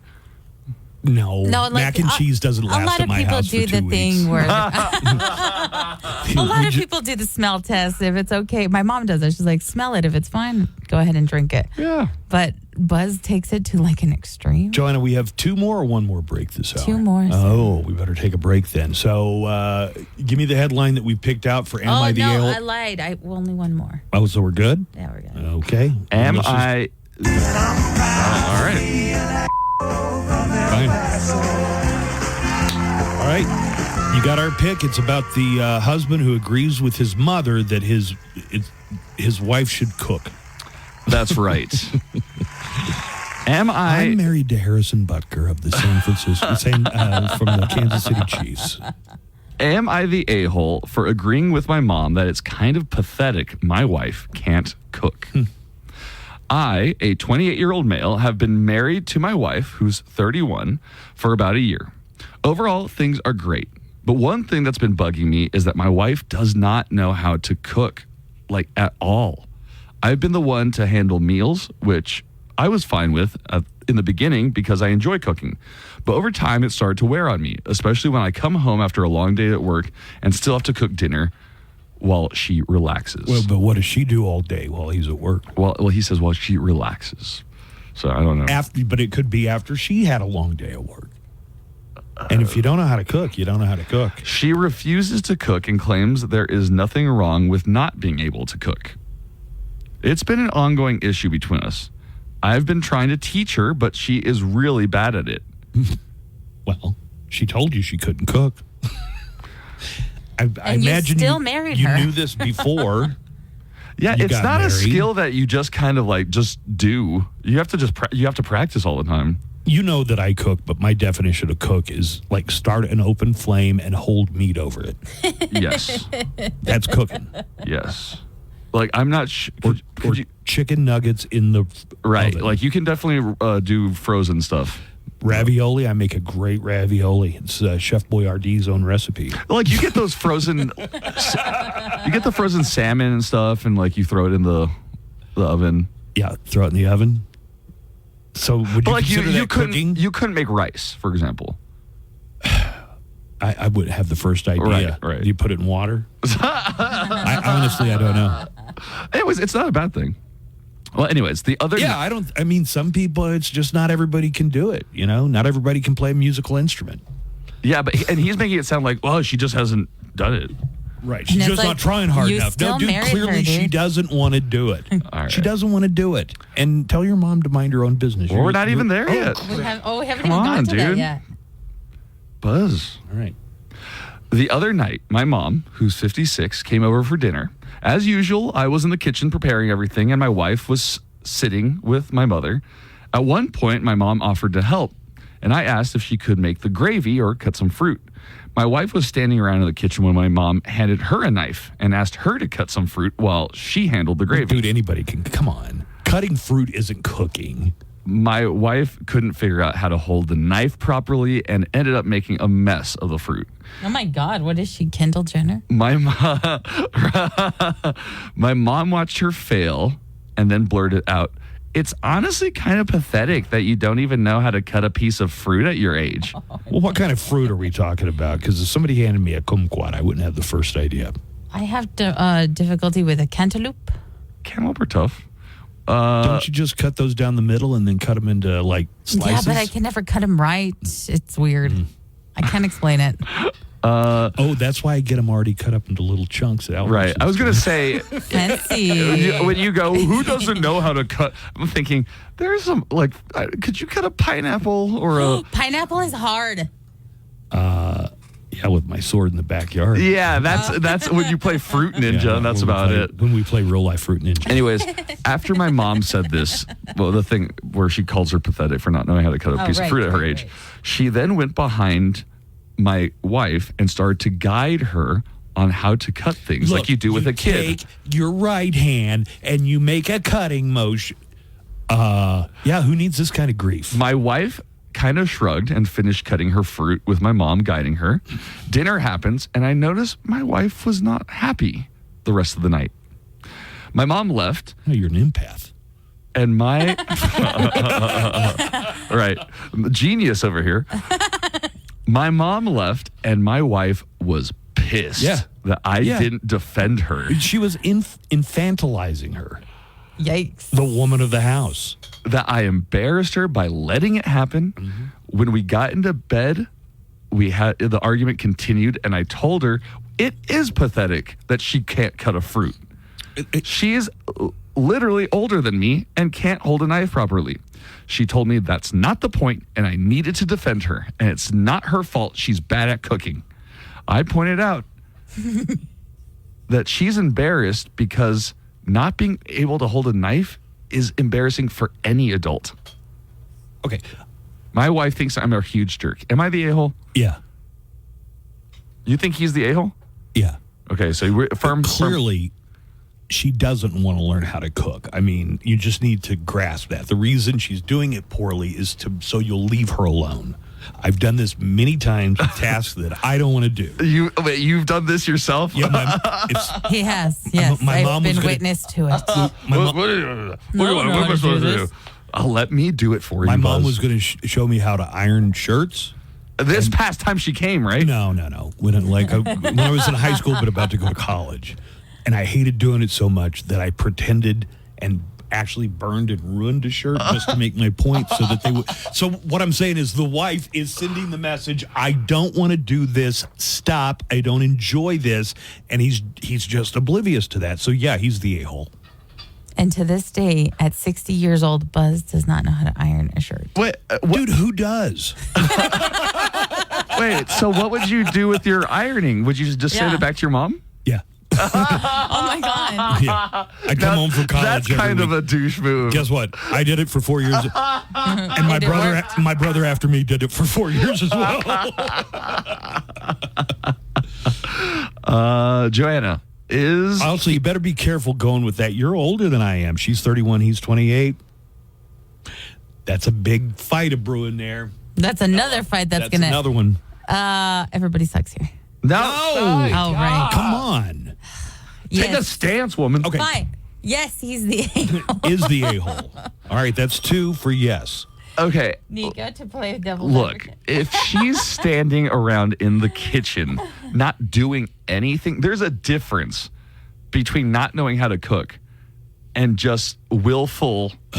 You ever had to sit and devein shrimp for like an hour? God. Yes. I can't think of anything more monotonous. Well, It makes me hate shrimp. The makes food me- tastes worst if I have to be a part of fixing it. Like it's just like It's better when someone else does it. It is. Yeah. It is. It really is. I don't enjoy eating food that I made for myself unless it's a steak. And that seems to be all you eat. That's about it. I'm not. I think she could learn to do a little bit, probably more. Maybe take a cooking class. Mm-hmm. You know? Yeah, it sounds like she has no inclination towards doing It's that. kind of like he already signed up for this deal. He knew that she didn't cook. Yeah, but think of him. Like, he's the one that does all the cooking. Should he be forced to do that? No, I told you, I had an aunt and uncle, my dad's brother Herschel, my uncle Butch, and his wife. They didn't cook. In fact, they didn't even have food in the refrigerator. Not even snacks? Hey, maybe. They might have, an apple or something, but as far as like food, it was pretty bare. And they just ate out all the time. And that was because neither one of them knew how to cook well and also didn't want to do it. So they just got their food and took it home, Well, but see, that's my uncle. They're both sharing in that, at least. Like, in this instance, one person's cooking and one person's not cooking. He needs to chill out and get off this cooking kit. I'll tell you, Joanna, when I lived with Buzz, I cooked all the time, and it was kind of infuriating that he wouldn't cook anymore. Especially because he was older than you. Yeah, he was older than me, He and doesn't I know was how like, to cut a come pineapple. on, don't you know how to hold a knife by now? Nico's relating too much. You mean the place where you had free room and board the entire time you lived And there? you had delicious meals. Not really. You didn't cook all that much. I cooked all the time. I have pictures of me bringing chicken because I was going. Yeah. Remember, I brought you and Lisa like a bunch of chicken one time because I was like going through a chicken phase. You did. It was good chicken. It was really good chicken. All right. So we got 2. He's the a-hole, so that means he is. And what did Nico say? Not the a-hole. Not the a-hole. All right, let's take If a break. anything, do we all agree that mother was the a-hole, though? Yeah, she was kind of the a-hole. Yeah. a little bit. Definitely an a-hole, that mother. It's kind of pathetic you don't know how to cook. Not your house, not son your is wife. whining. Right. But it's interesting. He's not your little boy anymore. 2 words I'm hearing: weaponized incompetence. Oh, yeah. Oh, yeah. Buzz definitely does that. So Do it so badly that people are like, never ask Buzz to do anything. I mean, never ask a person to do anything ever again. I don't know why I inserted my name in there. All right, let's take a break. We're going to find out all about the air show, which returns this weekend. More of the Buzz Adams Morning Show for your Mondays headed your way right after this. While you're working away, we're working for you. Our job. Free to try Zip. Fall into big savings, all in the Baker's app. Buy 2, get 2 free on 12 packs of delicious Coca-Cola, Pepsi, or 7-Up with your card. Then get 3-pound rolls of flavorful Kroger 80% lean ground beef for $2.99 a pound with your card and a digital coupon. Shop these deals at your local Kroger today, or tap the screen now to download the Baker's app to save big today. Baker's, fresh for everyone. Prices and product availability subject to change. Restrictions apply. See site for details. Don't forget, that's ZipRecruiter.com/free. Finally, that's ZipRecruiter.com/free. Broadcasting from El Paso for El Paso. The Buzz Adams Morning Show on 95.5 KLAQ.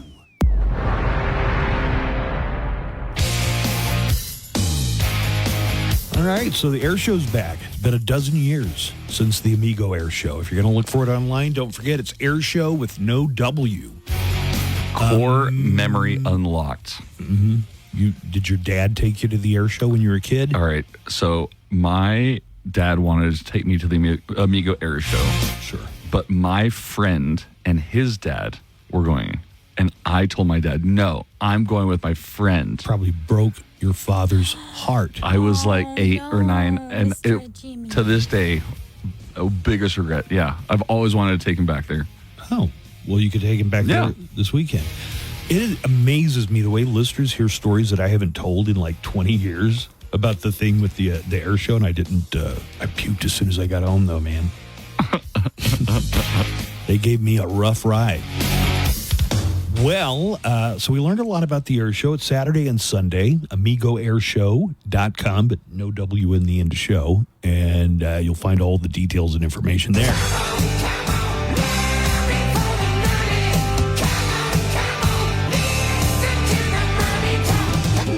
This is the cash code, the first one of Monday. We're going to have one per hour through 5 o'clock. So every time it's a cash code, it's another chance for you to enter that cash code, get your name in there yet again for big money. You could be a daily $100 winner, or you might even be the $30,000 winner.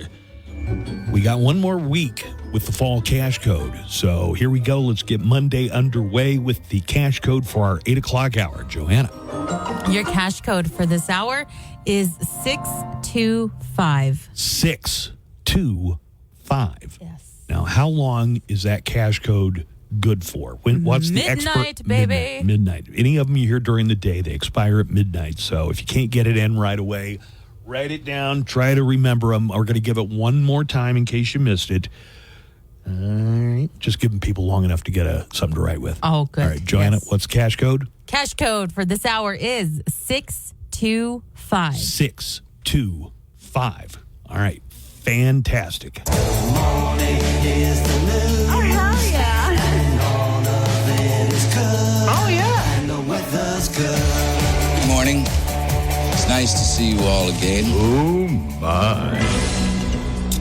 Today is the 1-year anniversary of the attack Hamas perpetrated on Israel. Remember, you always hear people talk about October 7th. It's October 7th again. Good morning, Nico. Oh, yeah.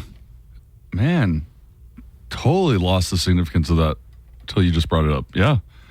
1 year. 1 year since it started. Went over there. A lot of people were just at a music festival, not armed. Just enjoying the music festival. Oh, I'm. You know what? Hamas and Hezbollah are going to regret ever doing that because they just unleashed Israel on the Middle East. All right, let's go ahead and get into our top stories of the day. All right.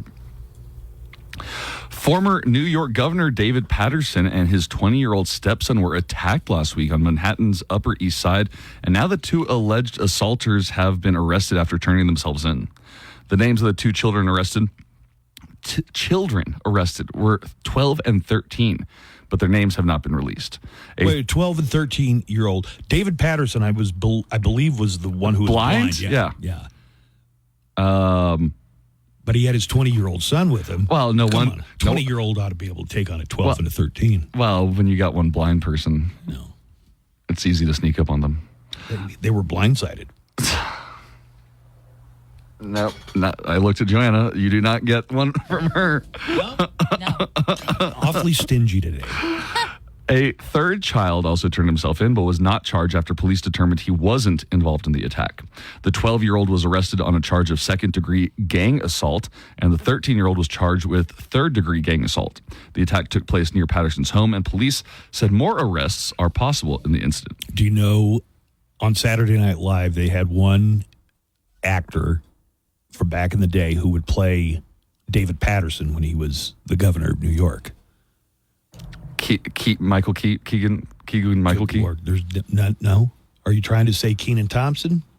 No, I was trying to say Keegan Michael Key. He was not on Saturday Night Live. Okay. Get this. Fred Armisen. Oh, yeah. That sounds about right. Fred Armisen did a bunch of blackface back in the day because he was also the first Obama. Yeah, he's got a nice tan. He's pretty tan. I think it's still considered blackface, though, right? Is it? When a person of color does it? He might be a person of color, but he's not African American. Fred Armisen. Yeah. Yeah. I think he's like Latino.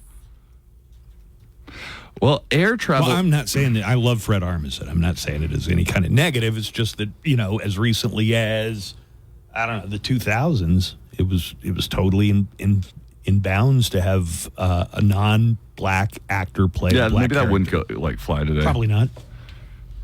Well, air travel problems continue around the country. A Frontier flight appeared to catch fire as the plane was landing in Las Vegas on Saturday, with flames and smoke visible on the plane's undercarriage as it touched down. A spokesperson for Harry Reid International Airport told CBS News that Frontier Flight 1326 experienced a hard landing. No injuries were reported among the passengers and crew. But what are the chances? It was a Boeing. Well, they make a lot of them, so I guess the chances are pretty good. Did they change the name of the airport from McCarran to Harry Reid? Yes. Oh, okay. Yeah. A man canyoneering in Utah's Zion National Park fell to his death on Saturday. Oh, no. The man fell 200 feet, which, according to the National Park Service, also said that the man and 3 people in his party were following an approved itinerary through the area. 2 of the other people were taken from the site by a helicopter, while the third rappelled down the canyon and reached the ground safely. It's not the first death in Heaps Canyon, which the Park Service says is a strenuous, challenging, technical canyon with an approximate 3,000-foot descent that takes about 12 to 20 hours. Yeah, I would. Hopefully this wasn't the first time this guy had ever tried it. You're kind of starting on the Black Diamond slope. Yeah, if you're doing right. That, right. Although canyoneering sounds fun. I think we used to have a hatchback that was a canyoneer. And the U.S. Supreme Court returns for a new session today with another loaded agenda with slightly fewer politically controversial appeals on the docket. Carter Phillips, a veteran Supreme Court litigator, told CNN last week, as matters stand now, this feels like the court is keeping its powder dry in case the election explodes. That doesn't mean the session is without high-profile cases, though. Justices will hear arguments tomorrow in a case focused on the Biden administration's regulation on ghost guns. And with the cleanup underway in the wake of... I got a question for you. Sure. Are there pro-ghost gun people? I mean, are there people Yes. who are come out and say, I'm in favor of being able to design a gun and have it fabricated for me? Or fabricate it yourself. See, from that point of view, you have a lot of hobbyists, creators, independent designers, and technicians who do it, in their spare time. I think they even have they don't call them ghost guns. They don't call them ghost guns, but we call them ghost guns because they don't have serial numbers. And the police do and stuff. They call it ghost guns, right? But they might call them 3D printed guns or something like that. They have competitions to see who's does the best or what has the best design, and so there is a community, of course, of people that are into it. Yeah. You'll get my ghost gun when you pry it from my cold dead ghost fingers. With the cleanup underway in the wake of Hurricane Helene and now Hurricane Milton headed toward Florida, potential funding shortfalls in federal disaster recovery are in the spotlight. On Friday, President Joe Biden sent a letter to congressional leaders requesting more money above what was put into place with the short-term funding bill passed last month. The problem is that Congress is recessed until after the election, so no funding legislation can be passed unless Congress is called back to Washington before then. While visiting Georgia last week, here is President Joe Biden telling the press that any delay by Congress, well, that's not acceptable.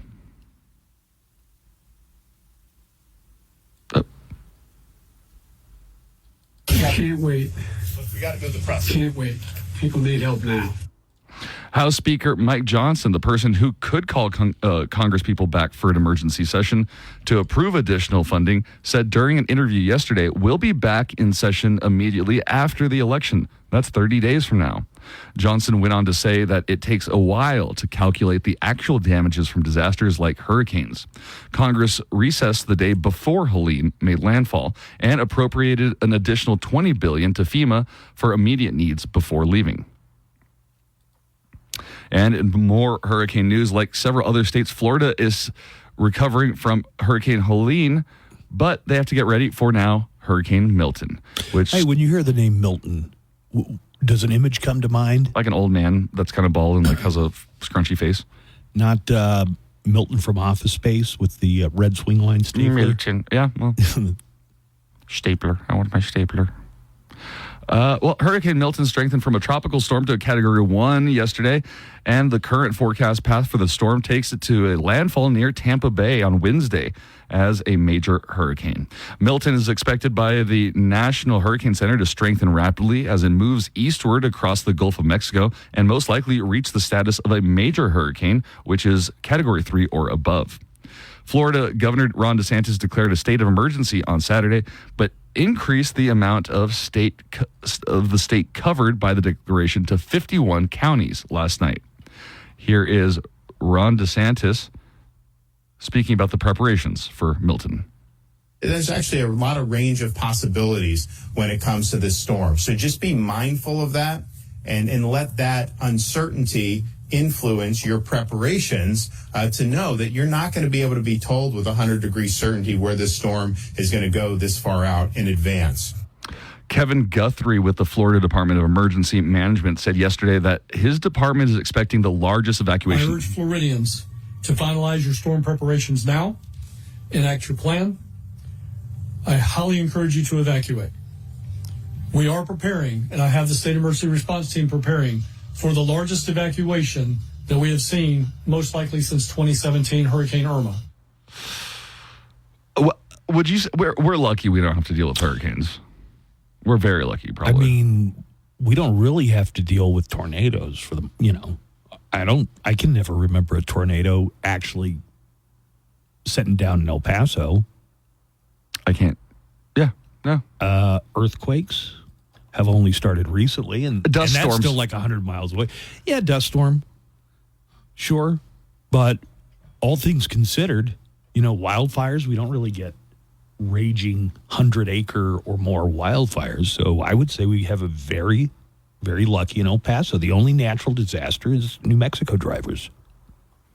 Well,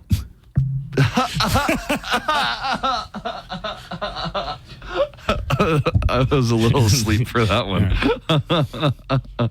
Well, let's finish off with some good news. How's that sound? Yeah. Go for some good news. Lucas Taylor, a student at Mojave Middle School in Scottsdale, Arizona, recently made history by being elected as the school's first autistic student class president. Okay. I bet that's not even true, but, because it's a spectrum. Okay. All right. His election marks a significant milestone in the district as he successfully transitioned from special needs classes to full-time general education.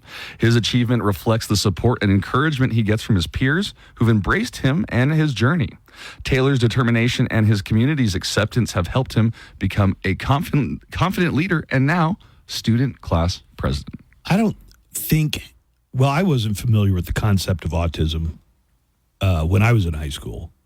And certainly not, anything else like ADHD or anything like that. Mm-hmm. But when I look back, I think of my classmates and I go, yeah, he's probably autistic.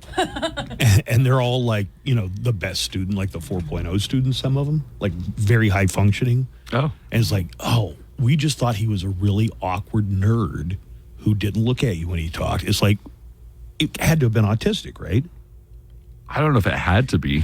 All right.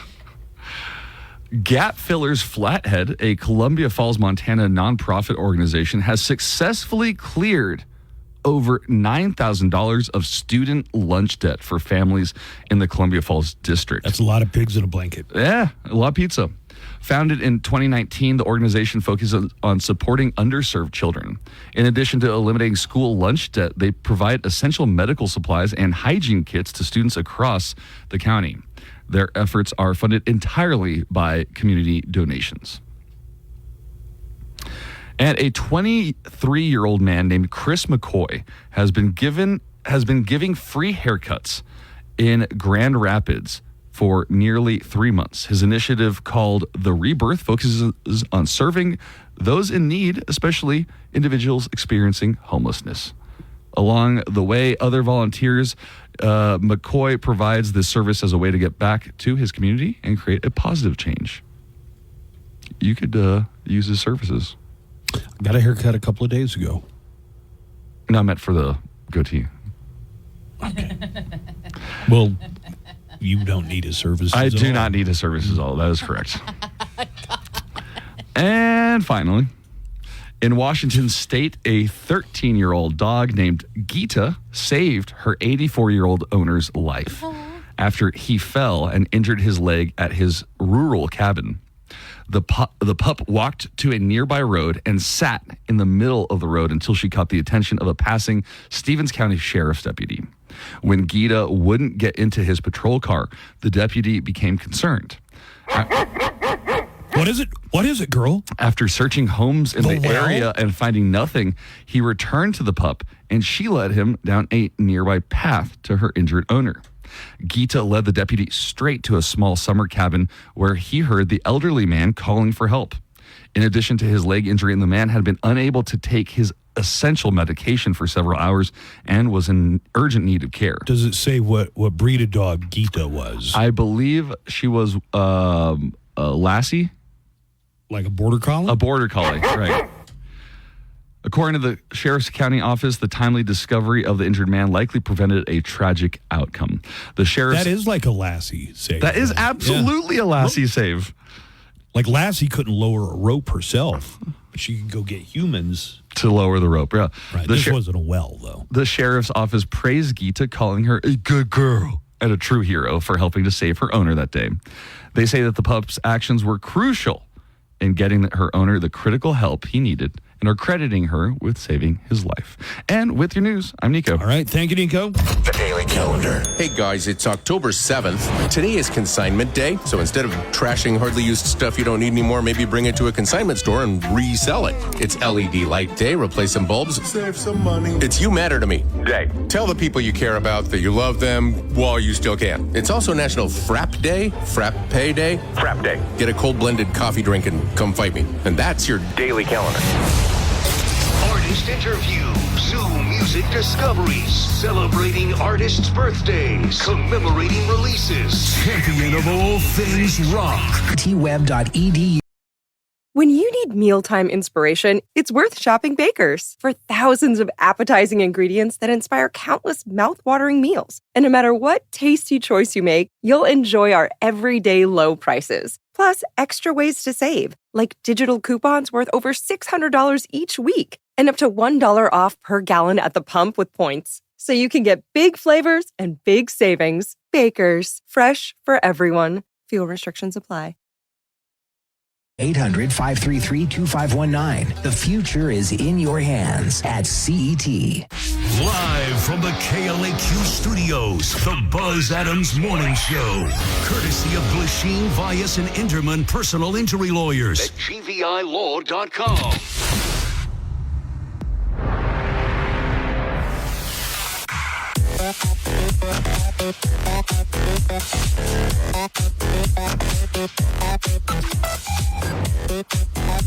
I know this isn't 420 or anything, but I was just reading online and found an article. It's about ways to tell if a person is secretly a consumer of marijuana. They say stoner in this article, but someone said, I had a boss ask to see my lighter once. I handed it to him. He turned it upside down. You see? Expand it. And observed the bottom's edge smudge of black tar where I smashed the bowl down after I light it. He handed the lighter back and said, I thought so. Turns out my boss smoked weed too. Is that, do you understand that? I know exactly what you're talking about. How many? That's what we. How many of these things? So.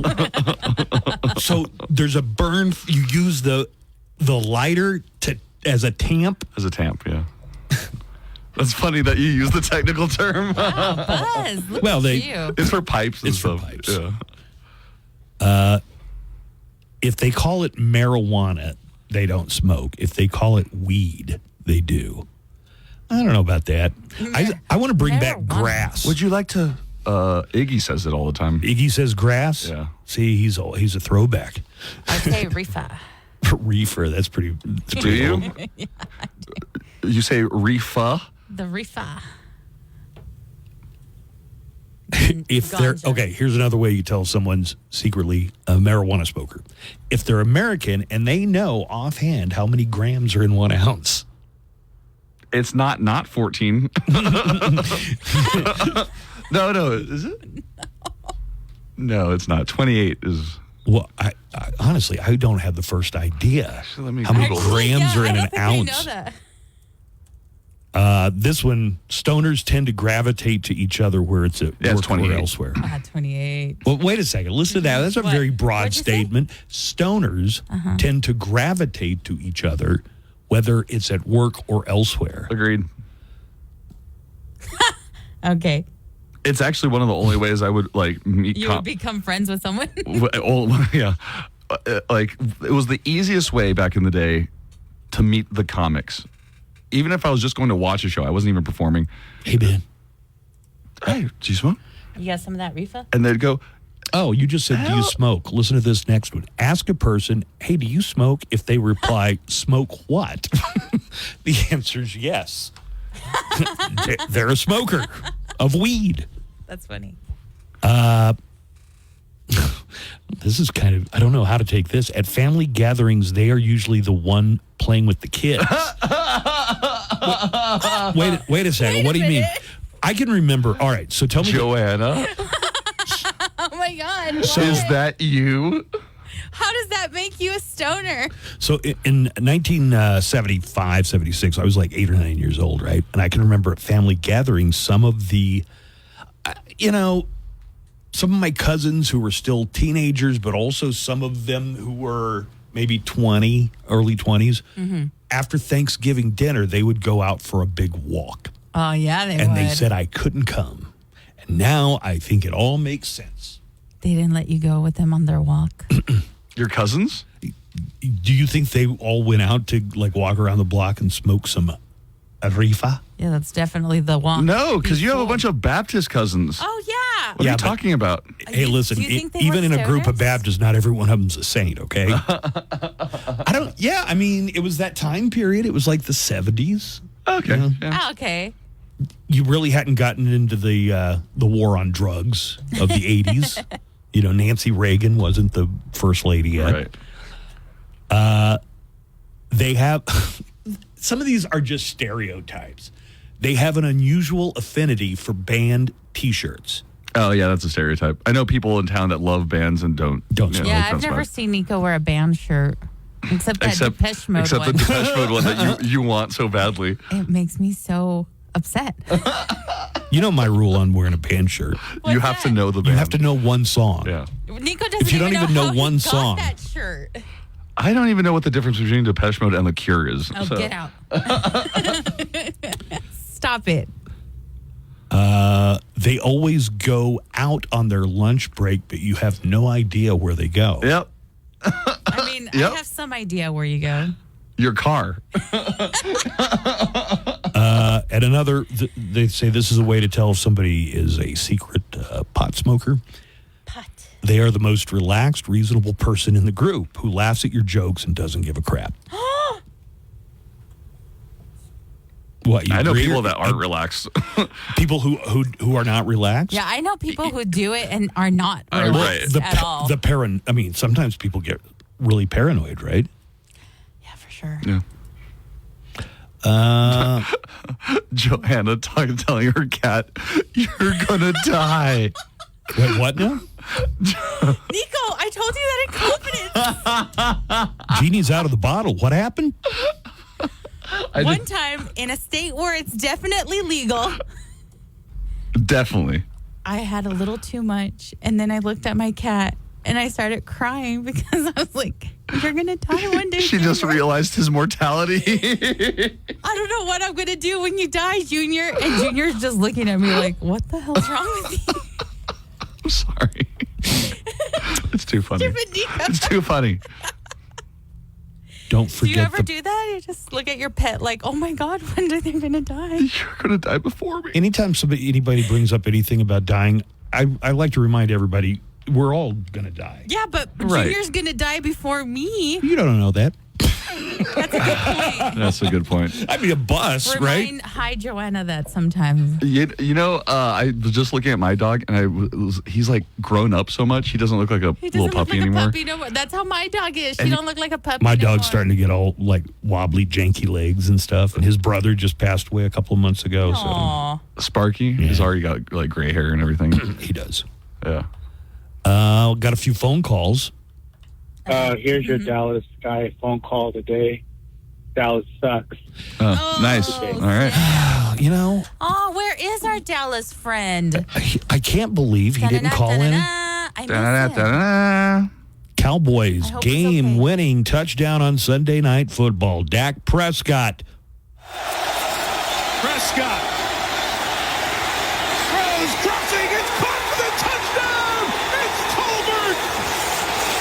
Stays in the game and grabs it for the score! Da-da-da, da-da-da, da-da-da, da-da-da. Come on, Buzz. Woo! Woo! Come on, Joanna. Give me a woo for the Cowboys. Nico. No. Nico. Give me a woo. Woo! Hey, were you going to play Wrestler Guy's phone call? Oh, I got it then. Okay, go ahead. What is up, Mo Show? It's Wrestler Guy. Hope you guys, hope y'all speaking was great. Steelers, man, what happened? We had that game. Well, they had that game won. It was in the bag, in the books. All they had to do was just stop the Cowboys from making that last field goal. But hey, you know what? It isn't that big of a loss. We only lost by 3, so it's really no big deal, honestly.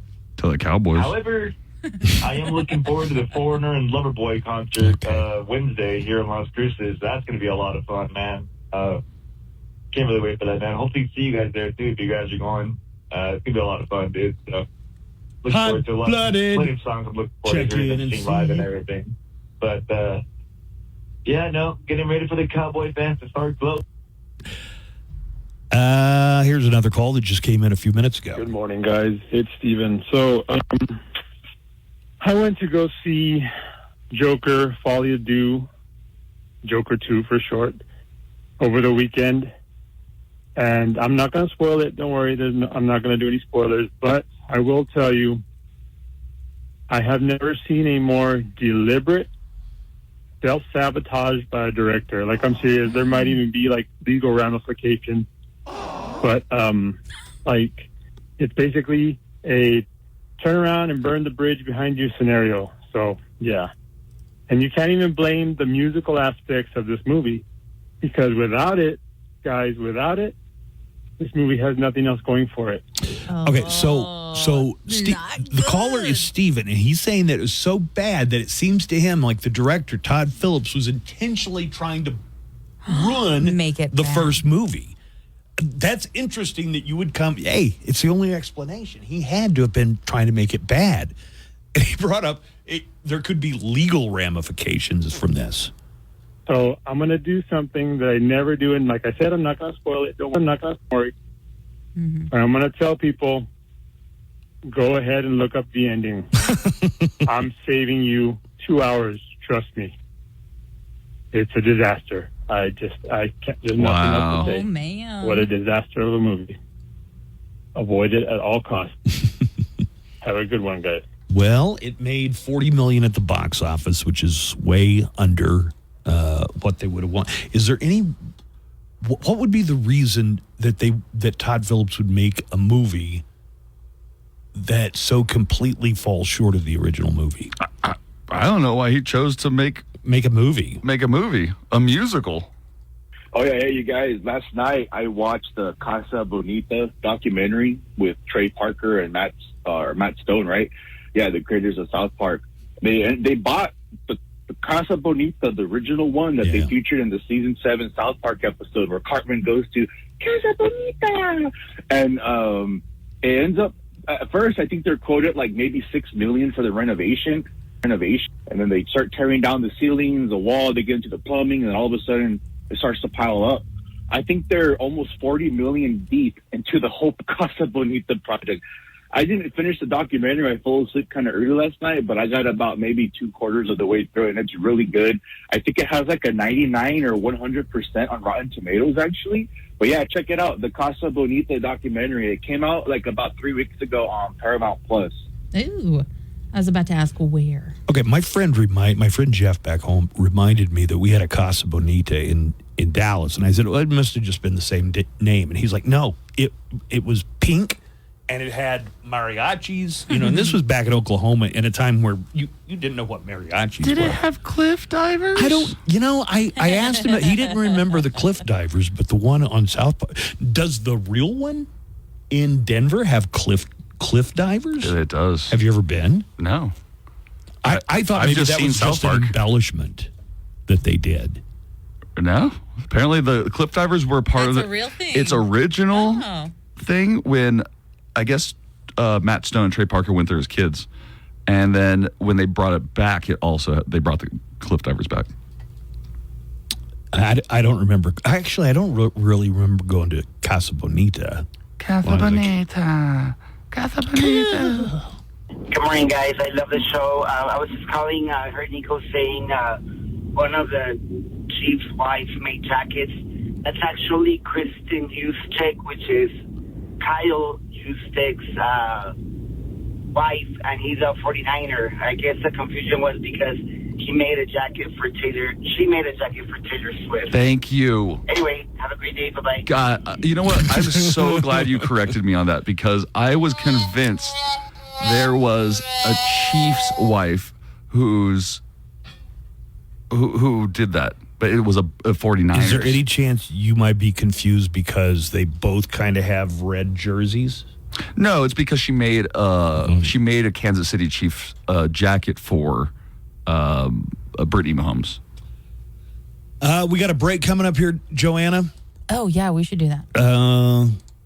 We got a lot of neckline calls about our Am I the A-hole? Yeah, I know, but we'd have to go I back forgot and about that. we'd have to reboot the whole thing, and I've got a true whole crime thing. report coming up in just a few minutes. I've got a thing. So something. I got to play this for you a little bit. You remember the Jane's Addiction show? That's probably the last one with Perry Farrell. Oof, yeah. So Perry Farrell was mad and he punched Dave Navarro. And Dave Navarro, say what you will about Dave Navarro, but he didn't respond. It's not like he started throwing hands. So Dan Cleary, who was the guitar and bass tech on the tour, has posted Perry Farrell's isolated vocals and what he was doing right before before he threw punches. The vocals are atrocious. So we're going to hear the guitar tech, Dan Cleary, and his comments. Perry Farrell's wife said that he was upset because his vocals were drowned out by the music in the mix. But when you hear the isolated vocals, you don't think they would have been doing him any kindness to allow him to be heard. So here's a little bit of the isolated vocals from right before the fist started flying at that last Jane's Addiction show. You can hear the band a bit in the background. Yeah. He's in the wrong spot.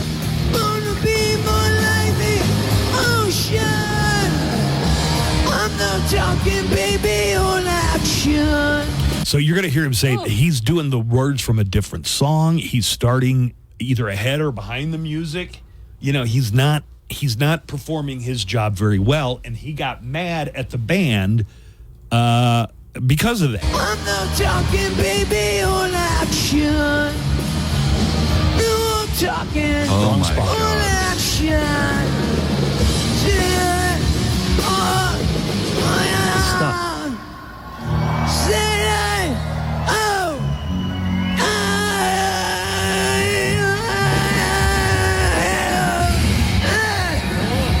Oh my God. Still better than Bob Dylan.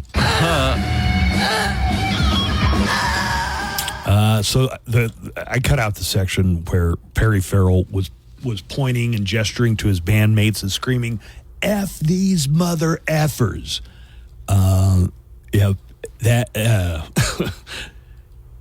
Perry Farrell wishes they'd been drowning out his vocals. But, I've said it before, I'll say it again. Maybe it's time for Jane's Addiction to go to Jane's Rehab. All right, let's take a break. We've got a true crime report on the way for you here in just a few moments. More of the Buzz Adams Morning Show's coming up right after this. Hey, it's Daniel Paulus. I'll be along starting at 3 with everything from GNR to STP to Hands with Allstate. When you need mealtime inspiration, it's worth shopping Baker's. For thousands of appetizing ingredients that inspire countless mouth-watering meals. And no matter what tasty choice you make, you'll enjoy our everyday low prices. Plus, extra ways to save, like digital coupons worth over $600 each week and up to $1 off per gallon at the pump with points. So you can get big flavors and big savings. Baker's, fresh for everyone. Fuel restrictions apply. Savings vary, subject to terms, conditions, and availability. Allstate Fire and Casualty Insurance Company and affiliates, Northbrook, Illinois. You are about to participate in a great adventure. The KLAQ Morning Show with Buzz Adams is back. Yeah! Only on 95.5 KLAQ El Paso. We still have a true crime report on the way this morning, so we'll be getting to that very shortly. Back to sports. Before you get into baseball, I wanted to ask Cappy about two things. One was on Friday, the NFL Players Association issued a statement stressing the importance of booting the media out of the locker room for interviews.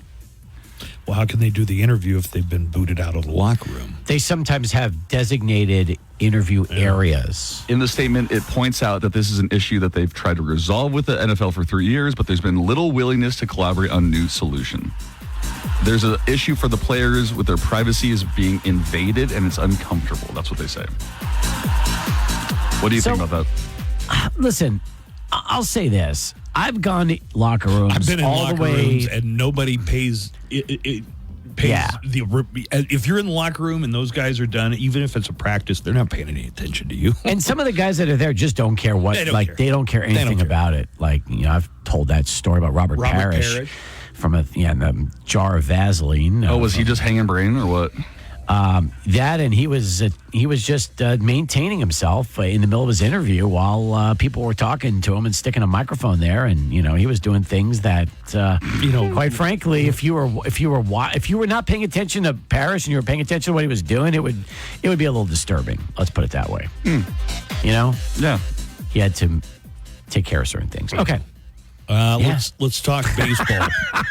So I just thought it was interesting because you, like you said, you've been a reporter in locker rooms before, and I just wondered if that was a big deal or not.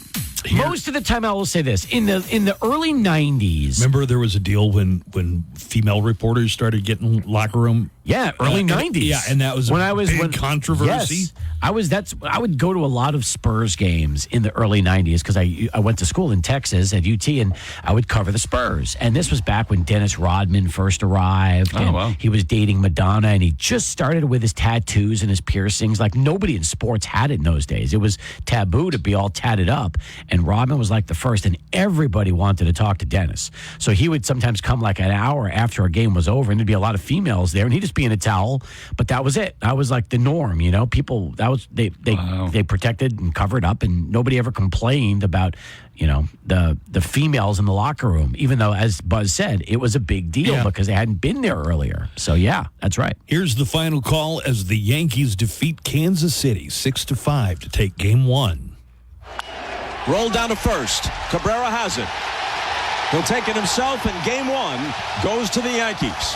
A lot of people criticizing Bob Costas and saying he just does not call a game like he used to, that he's kind of losing it. So that's been going around. Was that a good example? No, other things that Costas is doing right now, and I don't know, people are getting annoyed by him and stuff like that. He's been getting hammered on social media pretty good. All right, final call. Phillies walk-off hit from Castellanos to win Game 2 and tie that series after the 7-6 win. Here, let's hear it. So back-to-back walks will move the winning run into scoring position. And during the regular season this year, enjoyed 10 walk-off wins. And Nick Castellanos delivered the winning hit in 4 of them. Into left field, down the line, it's a fair ball, and the Phillies have tied the series. Back to Queens, one apiece. This was a great game. I mean, this game was fantastic. Mets led 3-0. Then the Phillies came back and tied it at 3. Then they took the lead. The Mets tied it. They took the lead. The Mets tied it. Back and forth. And then just like that, 7-6, Buzz, was the final score. Mets were down 6-4 in the 9th with 1 out and a runner on, and they tied it with a home run, and then they came back and gave it right back up in the bottom of the 9th. So good series so far with these two. Why don't you talk about Monday Night Football again? I know we did earlier. You talked about that. I need to talk about the Dodgers series real quick with the Padres. This is big because last night the Padres crushed the Dodgers 10-2. But the story in this game, Buzz, was that the fans started throwing baseballs at members of the Padres, and the game was actually delayed. Where'd they get baseballs? They sell them at the stadium. You can buy a baseball. I mean, you can throw a cup or something. A baseball at a pro stadium is going to be something like $40. And not only that, they were aiming at Padre players. So there's a video of like the dugout of like the bullpen having like things thrown at them, and then they started pointing and yelling at the fans. Like this got ugly yesterday. It really did, and the game had to be delayed for a little while. You know what's weird? LA is not the kind of place where I would expect fans to throw things at ball players. Like, Philadelphia, yeah, it happens. Philly. Yeah, even New York.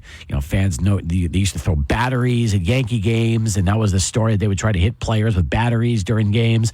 But this is different. I mean, LA. So a lot of bad blood right now between the Dodgers and Padres. The series is tied at 1 game apiece, but things got pretty testy yesterday involving fans and players. Oh, and it all started because in the first inning, Mookie Betts hit what looked to be a home run, but Jurickson Profar robbed him, and the fans thought it was a home run.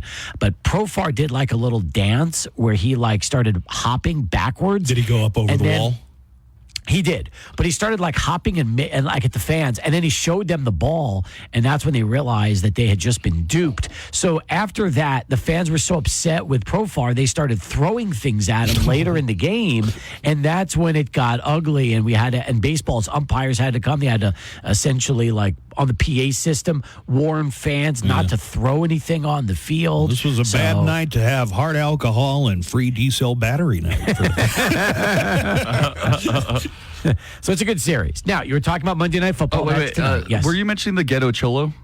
The Ghetto Cholo. Yeah, so Mike in our app chat says, ask Cappy to mention the Ghetto Cholo Dodger fans throwing stuff at the pub. Well, that's not just what they're called. He was calling them Ghetto Cholos. Okay. Yes. So yes, that was what happened yesterday. I mean, the fans were doing it. I never thought of calling them Ghetto Cholos, but I'm sure that you've got the wrong element in any crowd. In any crowd, right? You ever been to a Dodgers game in LA?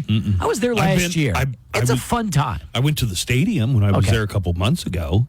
Oh, but there was no game there? No game. You went to an empty stadium? Yeah, it was Willie Barcena's idea. Oh, really? He's a Dodgers fan. Wait a minute, Willie took you to Dodgers just to check it out, could you get in? No, even though it was empty? They wouldn't let us in the parking lot.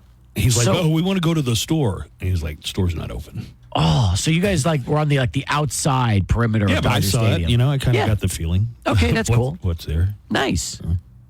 Monday Night Football tonight. I'll be there. Border City Yale House. Giving away a lot of great prizes for the Saints and the Chiefs. 1506 Lee Trevino. Come down, hang out, take advantage. They have an all-new menu. I'm looking forward to that. And you can watch some playoff baseball. You mentioned that Yankee Royals game. There'll be game 2 tonight for that. Tigers and the Guardians as well. National League has the night off, but the American League will be back at Border City Yale House. All right. So just another thing about the Vandy, Alabama upset. Vanderbilt fans not only tore the goalpost down through it in the river, they carried it 3 miles to the streets. Oh, I like that. To the river. And after 3 miles, then they threw it into the river. Like, how much of the goalpost did they carry? Did they take the whole thing? They might have taken the whole thing. I mean, isn't that normally what you Usually do? when you snap it off, you can snap off either part of the uprights or the whole When that happens, does anybody even try and stop them, or is it just like, yeah, of course you're gonna throw the goalpost in the river? Leave them be. It's their trophy. Let them carry their trophy over to, over in. Let me see here. I'm looking at the video right now of the goalpost, and oh wow, they got the whole thing. Yeah, the whole I thing. mean, they took they took the uprights with them, and man, it is not easy to navigate around the street carrying an entire goalpost. Yeah, but, it's very unwieldy. They I would really imagine. had good teamwork on that. Yeah, they did. There must have been at least, hundreds of fans. No, this is crazy, Buzz. Take a look at this real quick. You got to see. Let me show you the overhead view as they start taking this thing down. Yeah, that is impressive right there. Look at that. They took the whole goalpost and they were just right in the middle of the street holding that thing up like little ants. So that is a serious march. And they're downtown Nashville holding it. Right out there in the street. That had to have impacted traffic. Oh, there is no doubt about it. Like, we can't go anywhere. We've got goalposts right there. Here's something I want to ask you, and it has to do with preseason basketball. LeBron James and his son Bronny played as Lakers teammates for the first time in a preseason game. Crazy. Right now, with people being down on nepotism as much as they are, isn't this a blatant example of nepotism? And I'll put it to you this way. If the Lakers hadn't drafted Bronny, would anybody have?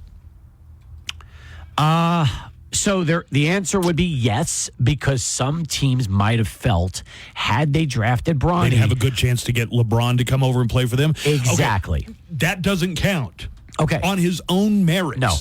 Could he have been an NBA prospect? Then this is like the most blatant example of nepotism, and really, Bronny should be against it. Oh, Bronny's going to probably play in the G League. That's most likely what's going to happen, because he has to develop. He's only played. Remember, last year was his freshman year. He only averaged like had 4 a heart points attack, almost died. Yeah, almost died. Yeah, I got you. But I'm just saying, he needs more development. The only reason somebody would have drafted him is to get his dad to come over and play for them. But that's nepotism. Yeah, but understand this, Buzz. There's a chance that if Bronny would have stayed in college this year at USC and had a really good year, then he is getting drafted. And his last name has a lot to do with it. But what I'm saying is that, just coming back and being able to play last year after that health scare, that was a big enough win for Bronny. But he has not had the ability to show what he is capable of doing, which is probably why he will need at least 1 or 2 years of development in the NBA G League before he really gets it. Ifs and buts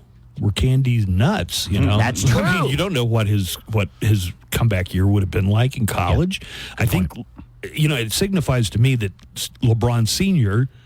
wanted to play with his son. Well, and probably encouraged him to leave college when he did. Yeah. And it doesn't seem fair to Bronny. Is this the first ever NBA father-son combination? Because Tim Hardaway Jr. did not play with Tim Hardaway Sr. No. Gary Payton did not play with his son. There have been a lot of siblings that have gone on to play, second-generation NBA players, but like Dolph Shays and Danny Shays, for those of you that remember the 80s. But it's been a lot. This could be the first modern father-son combination. Hey, you got a interesting... did you see who's on the line? Okay, it's Wrestler Guy. Oh, no. There was Jim Paul. Really? Hey, Jim. Yes, sir. Good morning. Hey, how you guys doing? Here's Jim Paul, everybody. Everybody knows who Jim Paul is, a man who needs no introduction in El Paso. Hello, Jim. Oh, that helps my ego. That just helps my ego. I'm glad to do that. The goalpost that is something is interesting, and we dealt with it in New Mexico State. In my second year there, we played UTEP at home. And we won the game. And the students went out and tore down the goalpost, pulled it down. How many students did it take to do it?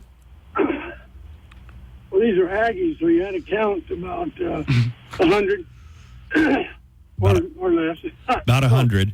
Yeah, and it's UTEP, Alabama Crimson Tide, pretty much the same level of competition there, I'm sure.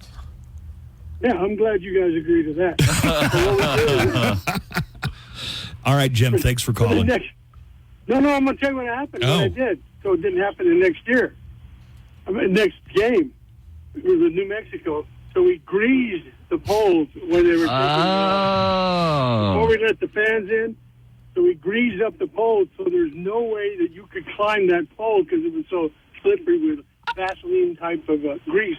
And nobody could go up the pole.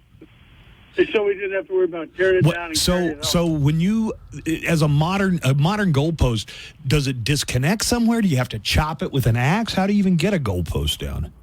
No, it's bolted down. They have to get so much weight up there that it bends. And bend it and break it off. All right. Yeah, they have to. All right. But they can't get up there if it's all greased up. So we did that. Okay, Jim, thanks for the call. Appreciate it. Great talking to you. All right, we'll see you, Jim. See you, Jim. See you, Jim. Wrestler guy. Hello, wrestler guy. Hello? Wrestler guy.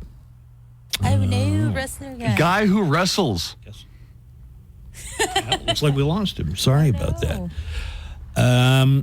All right, Cappy, we're going to wrap things up. You're going to be at Border City Ale House tonight for Monday Night Football. Yes. No reason to believe that the Chiefs don't win this one and continue. I don't know, winning. Buzz. I mean, listen, Alabama lost. Anything's possible in sports. You know that. From week to week, look what there was a lot of upsets yesterday in the NFL. You never know what's going to happen. People in our app chat are saying the only reason the Chiefs are doing well is because the NFL and referees are trying to help them. The NFL and it's a conspiracy that they always theory. get the best calls. Mm-hmm. Well, I mean, have you noticed any favoritism towards the Chiefs? No, not particularly. And by the way, look at here are the upsets that happened yesterday. Cardinals beat the 49ers in San Francisco or in Santa Clara where they play. Right. That was a big upset. They were talking about the heat. This time of year in Yeah. San Francisco, they said it was really hot. Yeah, it was really hot. 102 degrees yesterday was the temperature in that Frisco game. You know, which is funny because I've been in San Francisco in July and I had to buy a sweater. Really? Yeah.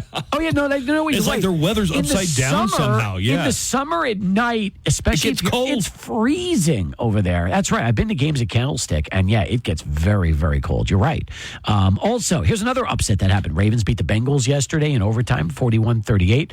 Vikings stayed undefeated. They beat the Jets in London, but in that game, Aaron Jones hurt his hip. And then in that Cardinals game, Will Hernandez suffered a torn MCL, I think, or a sprained MCL. It was not a good day for ex-UTEP players playing in the NFL yesterday. Now let's talk about ex-UTEP players playing in the WNBA finals. Oh, there you go. One you can follow. That's right. In fact, congratulations to Kayla Thornton, the former Miner and Irvin great, because she will have the opportunity now to play in the WNBA finals as a member of the New York Liberty. Was she not with the Liberty last year? I'm sorry. Liberty? Say that again. Was she not with the Liberty? No, she was with the year? Liberty. She was with the Liberty last year. I think she played in the NBA Finals last year. Yeah, as she was in the finals last year. Then. Yes. Series starts in New York on Thursday. And this is going to be big because they had the best record in basketball in the WNBA during the regular season, and she played well yesterday. So Liberty ended up beating the Aces 76-62 to close them out, and Kayla came off the bench, and she's been pretty valuable so far. So someone that has the opportunity to try to win a WNBA championship with the New York Liberty. So looking forward to seeing if Kayla Thornton can get that done. Let's go. All right. By the way, guys, I have a lot to do tonight. Not just being at the Ale House, but trying to figure out with all the games going on, football, baseball, NBA preseason. I mean, I've got to get to my underdog picks here with Underdog Fantasy, and I'm probably just going to combine a bunch because that's always the most fun when you can take all these different sports and put it in play. Because now that football is back and we've got the playoffs, going on for baseball and the NBA, so many things happening with Underdog. In fact, over 1 million fans across 33 states got in the game last year by making their picks on Underdog. And I'm telling you, it's so much fun to play every day. There's something going going on with Underdog Fantasy every single day, and I want to tell our listeners what they can do to get involved. In fact, making picks on Underdog is straightforward, and signing up is even easier. So here's what you do. Head over to Underdog's simple-to-use mobile app or UnderdogFantasy.com. Sign up with promo code KLAQ, and Underdog will give you a free pick to use on your first cash pick'em entry, plus up to $1,000 in bonus cash when you deposit. That's Underdog Fantasy, promo code KLAQ to claim your new customer special of a free pick and your deposit offer. Must be 18 plus and present in a state where Underdog Fantasy operates. Terms apply. Concerned with your play? Call 1-800-GAMBLER or visit www.ncpgambling.org. I've got a true crime report coming up, but I wanted to mention John Mellencamp is having a birthday today. He's 73. JCM? Yeah, John Cougar Mellencamp, but he dropped the Cougar. They didn't like Mellencamp. They said that's a dumb name, so you're John Cougar. So he did two albums as John Cougar, and then they compromised, and he was John Cougar Mellencamp. Has he ever just called him Cougar Mellencamp and dropped the John? No, that's the only combination they haven't done. You got a favorite John Mellencamp song? I almost said John Cougar. I always liked Pink Houses. It's a classic. How about I Fight Authority, Authority Always Wins? Oh, that's a good one, too. I like, that's a fun one. What about Jack and Diane? Jack and Diane's a classic. That was a number one. And so in honor of John Mellencamp's 73rd birthday, we get to play this again. Sucking on a chili dog. Sucking on a chili dog. Sucking on a chili dog. Sucking on a chili dog. Chili dog. Sucking on a chili dog. Sucking on a dog. Sucking on a chili dog. Sucking on. Everybody. Sucking on chili dog. Sucking on a dog. Sucking on a chili dog. Sucking on chili. Sucking on a dog. Sucking on a chili dog. Sucking on chili dog. There you go, Cappy. A little bitty about Jack and Diane. Two American kids sucking on a chili dog. I'm Daniel Paulus, and whether you're wrapping up your workday on the Oscar Audience insurance that's affordable and protects your valuables. Request a quote, OscarAudienceAgency.com. Live from the KLAQ studios, the Buzz Adams Morning Show. Courtesy of Glasheen, Vyas, and Enderman Personal Injury Lawyers at GVILaw.com.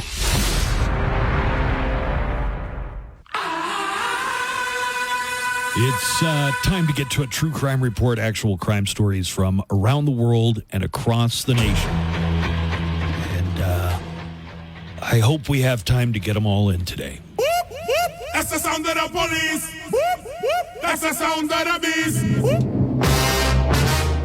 Here we go. Our crime stories from all over the United States and sometimes even beyond. I got quite a few to get to here. You do? A 28-year-old man in Arizona was arrested after allegedly hiding under vehicles at a car wash to stare at women's feet. What? Yeah. Oh, God. 28-year-old Jesse Johnson was arrested. Can't you get a job at Foot Locker? Yeah, there's a career out there for you. Yeah. After allegedly hiding under vehicles at a car wash so he could look at their feet.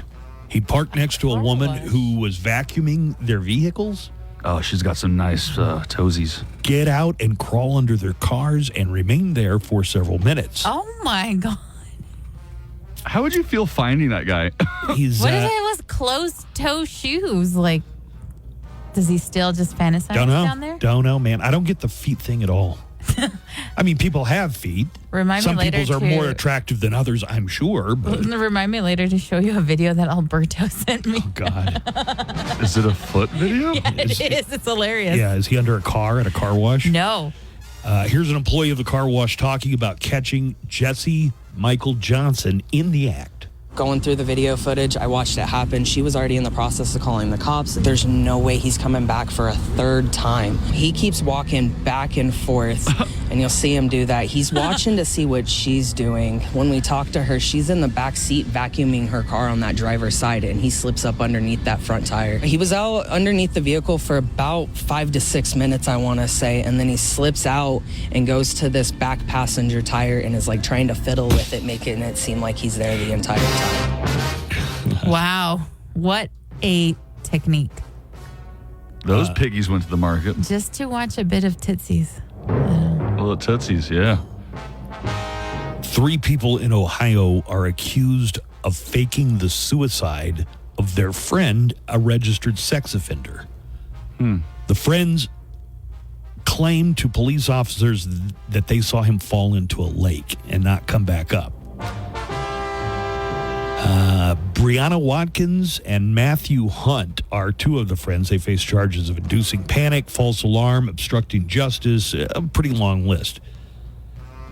They claimed that their friend, Richard Newland, 40, a registered sex offender, had drowned and they saw him go under at the lake. The searchers included emergency medical service. Oh, yeah, this cost a lot of money. Fire, police, divers were there. Dive teams suited up. They combed the water of the lake. They could not find Newland. At some point, authorities realized it was a hoax. What? Newland was arrested days after the search. He's a registered sex offender stemming from a 2013 conviction. After being at a car wash looking at all these ladies' feet. Yeah, well, this is a victim under 13, so they weren't washing their own car. The cause of the alleged hoax was due to a deadline he missed to report his location to authorities. He's required to do that every 6 months. Damn. Let's see.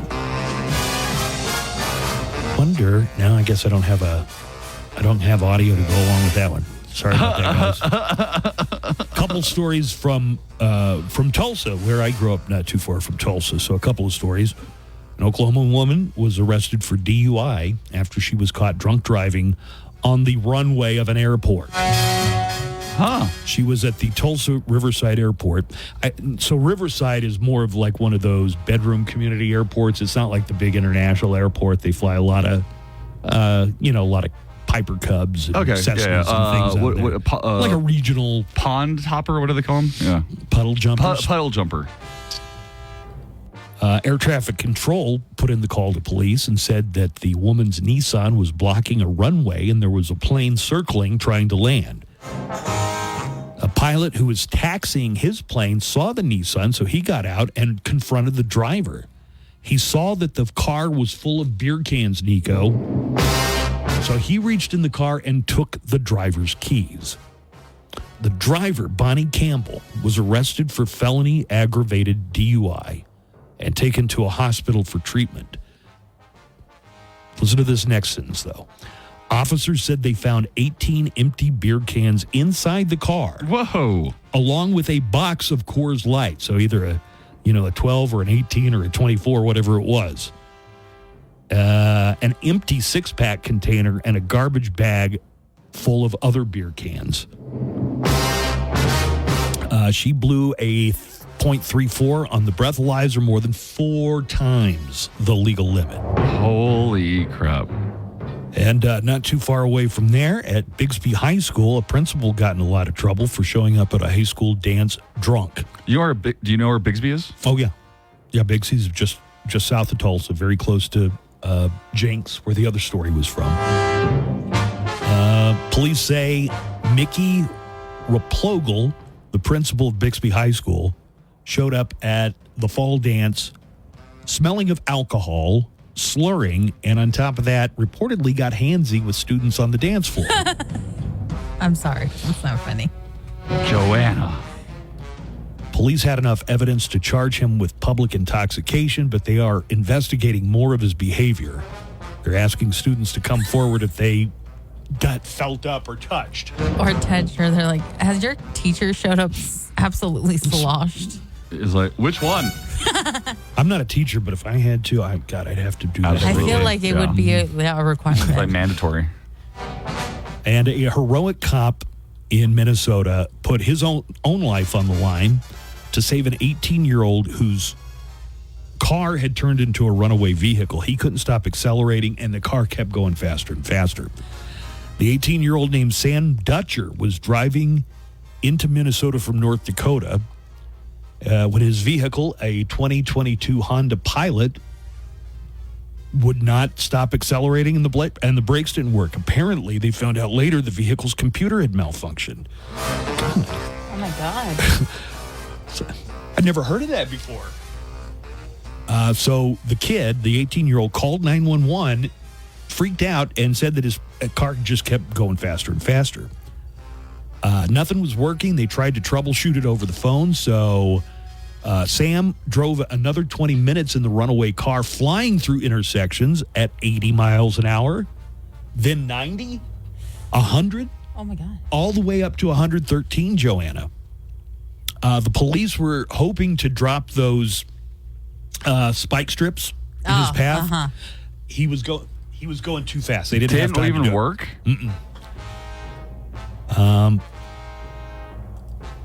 The police saw that he was headed toward a T in the road. They knew they had to do something because he was not going to be able to make the turn at that speed. He was already going 113 at that time. So they got on with him, and one officer, State Trooper Zach Groover, raced up to him.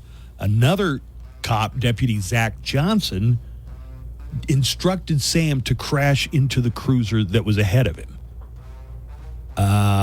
I guess maybe this is like a maneuver you're supposed to do that only the cops know in the case They're of like a runaway Fast and vehicle. Furious style, He was crashed told, into it. hit the back of the police cruiser. So we're going to hear some of the audio from this stunning moment. Hey, this thing is accelerating. My foot is not on the gas. Is the accelerator stuck down? I was going a lot faster than we thought it was. I started to go, I'm going to die tonight. Yeah, I'll try to get in front of you and add a little extra brake power. Probably 130. I know squad tops out around 140, so probably somewhere in that range. Yes, run into the back of his car. I don't think I did anything special. Really, I think what it comes down to is I just had the fastest car and was able to get in front of them. All right, so that was State Trooper Zach Groover. It was the Deputy Zach Johnson who instructed him to crash into the back of it. He did. Both vehicles skidded to a stop. Miraculously, Joanna, no injuries. Oh, my God. Yeah, pretty incredible, right? Fast and Furious style. They never get hurt. And that is your true crime report. I deal in crime and that kind of thing. I owe my life of crime to the fact that I was a dropout. Just last week I got Well, that's it. Show's over. What? We just started. Yeah, well, the show's over. That's the end. That's not the end. Why, yes, it is. Right, that's the end. And that's the end. That's the end. The morning show will be back tomorrow at 6 a.m. Now.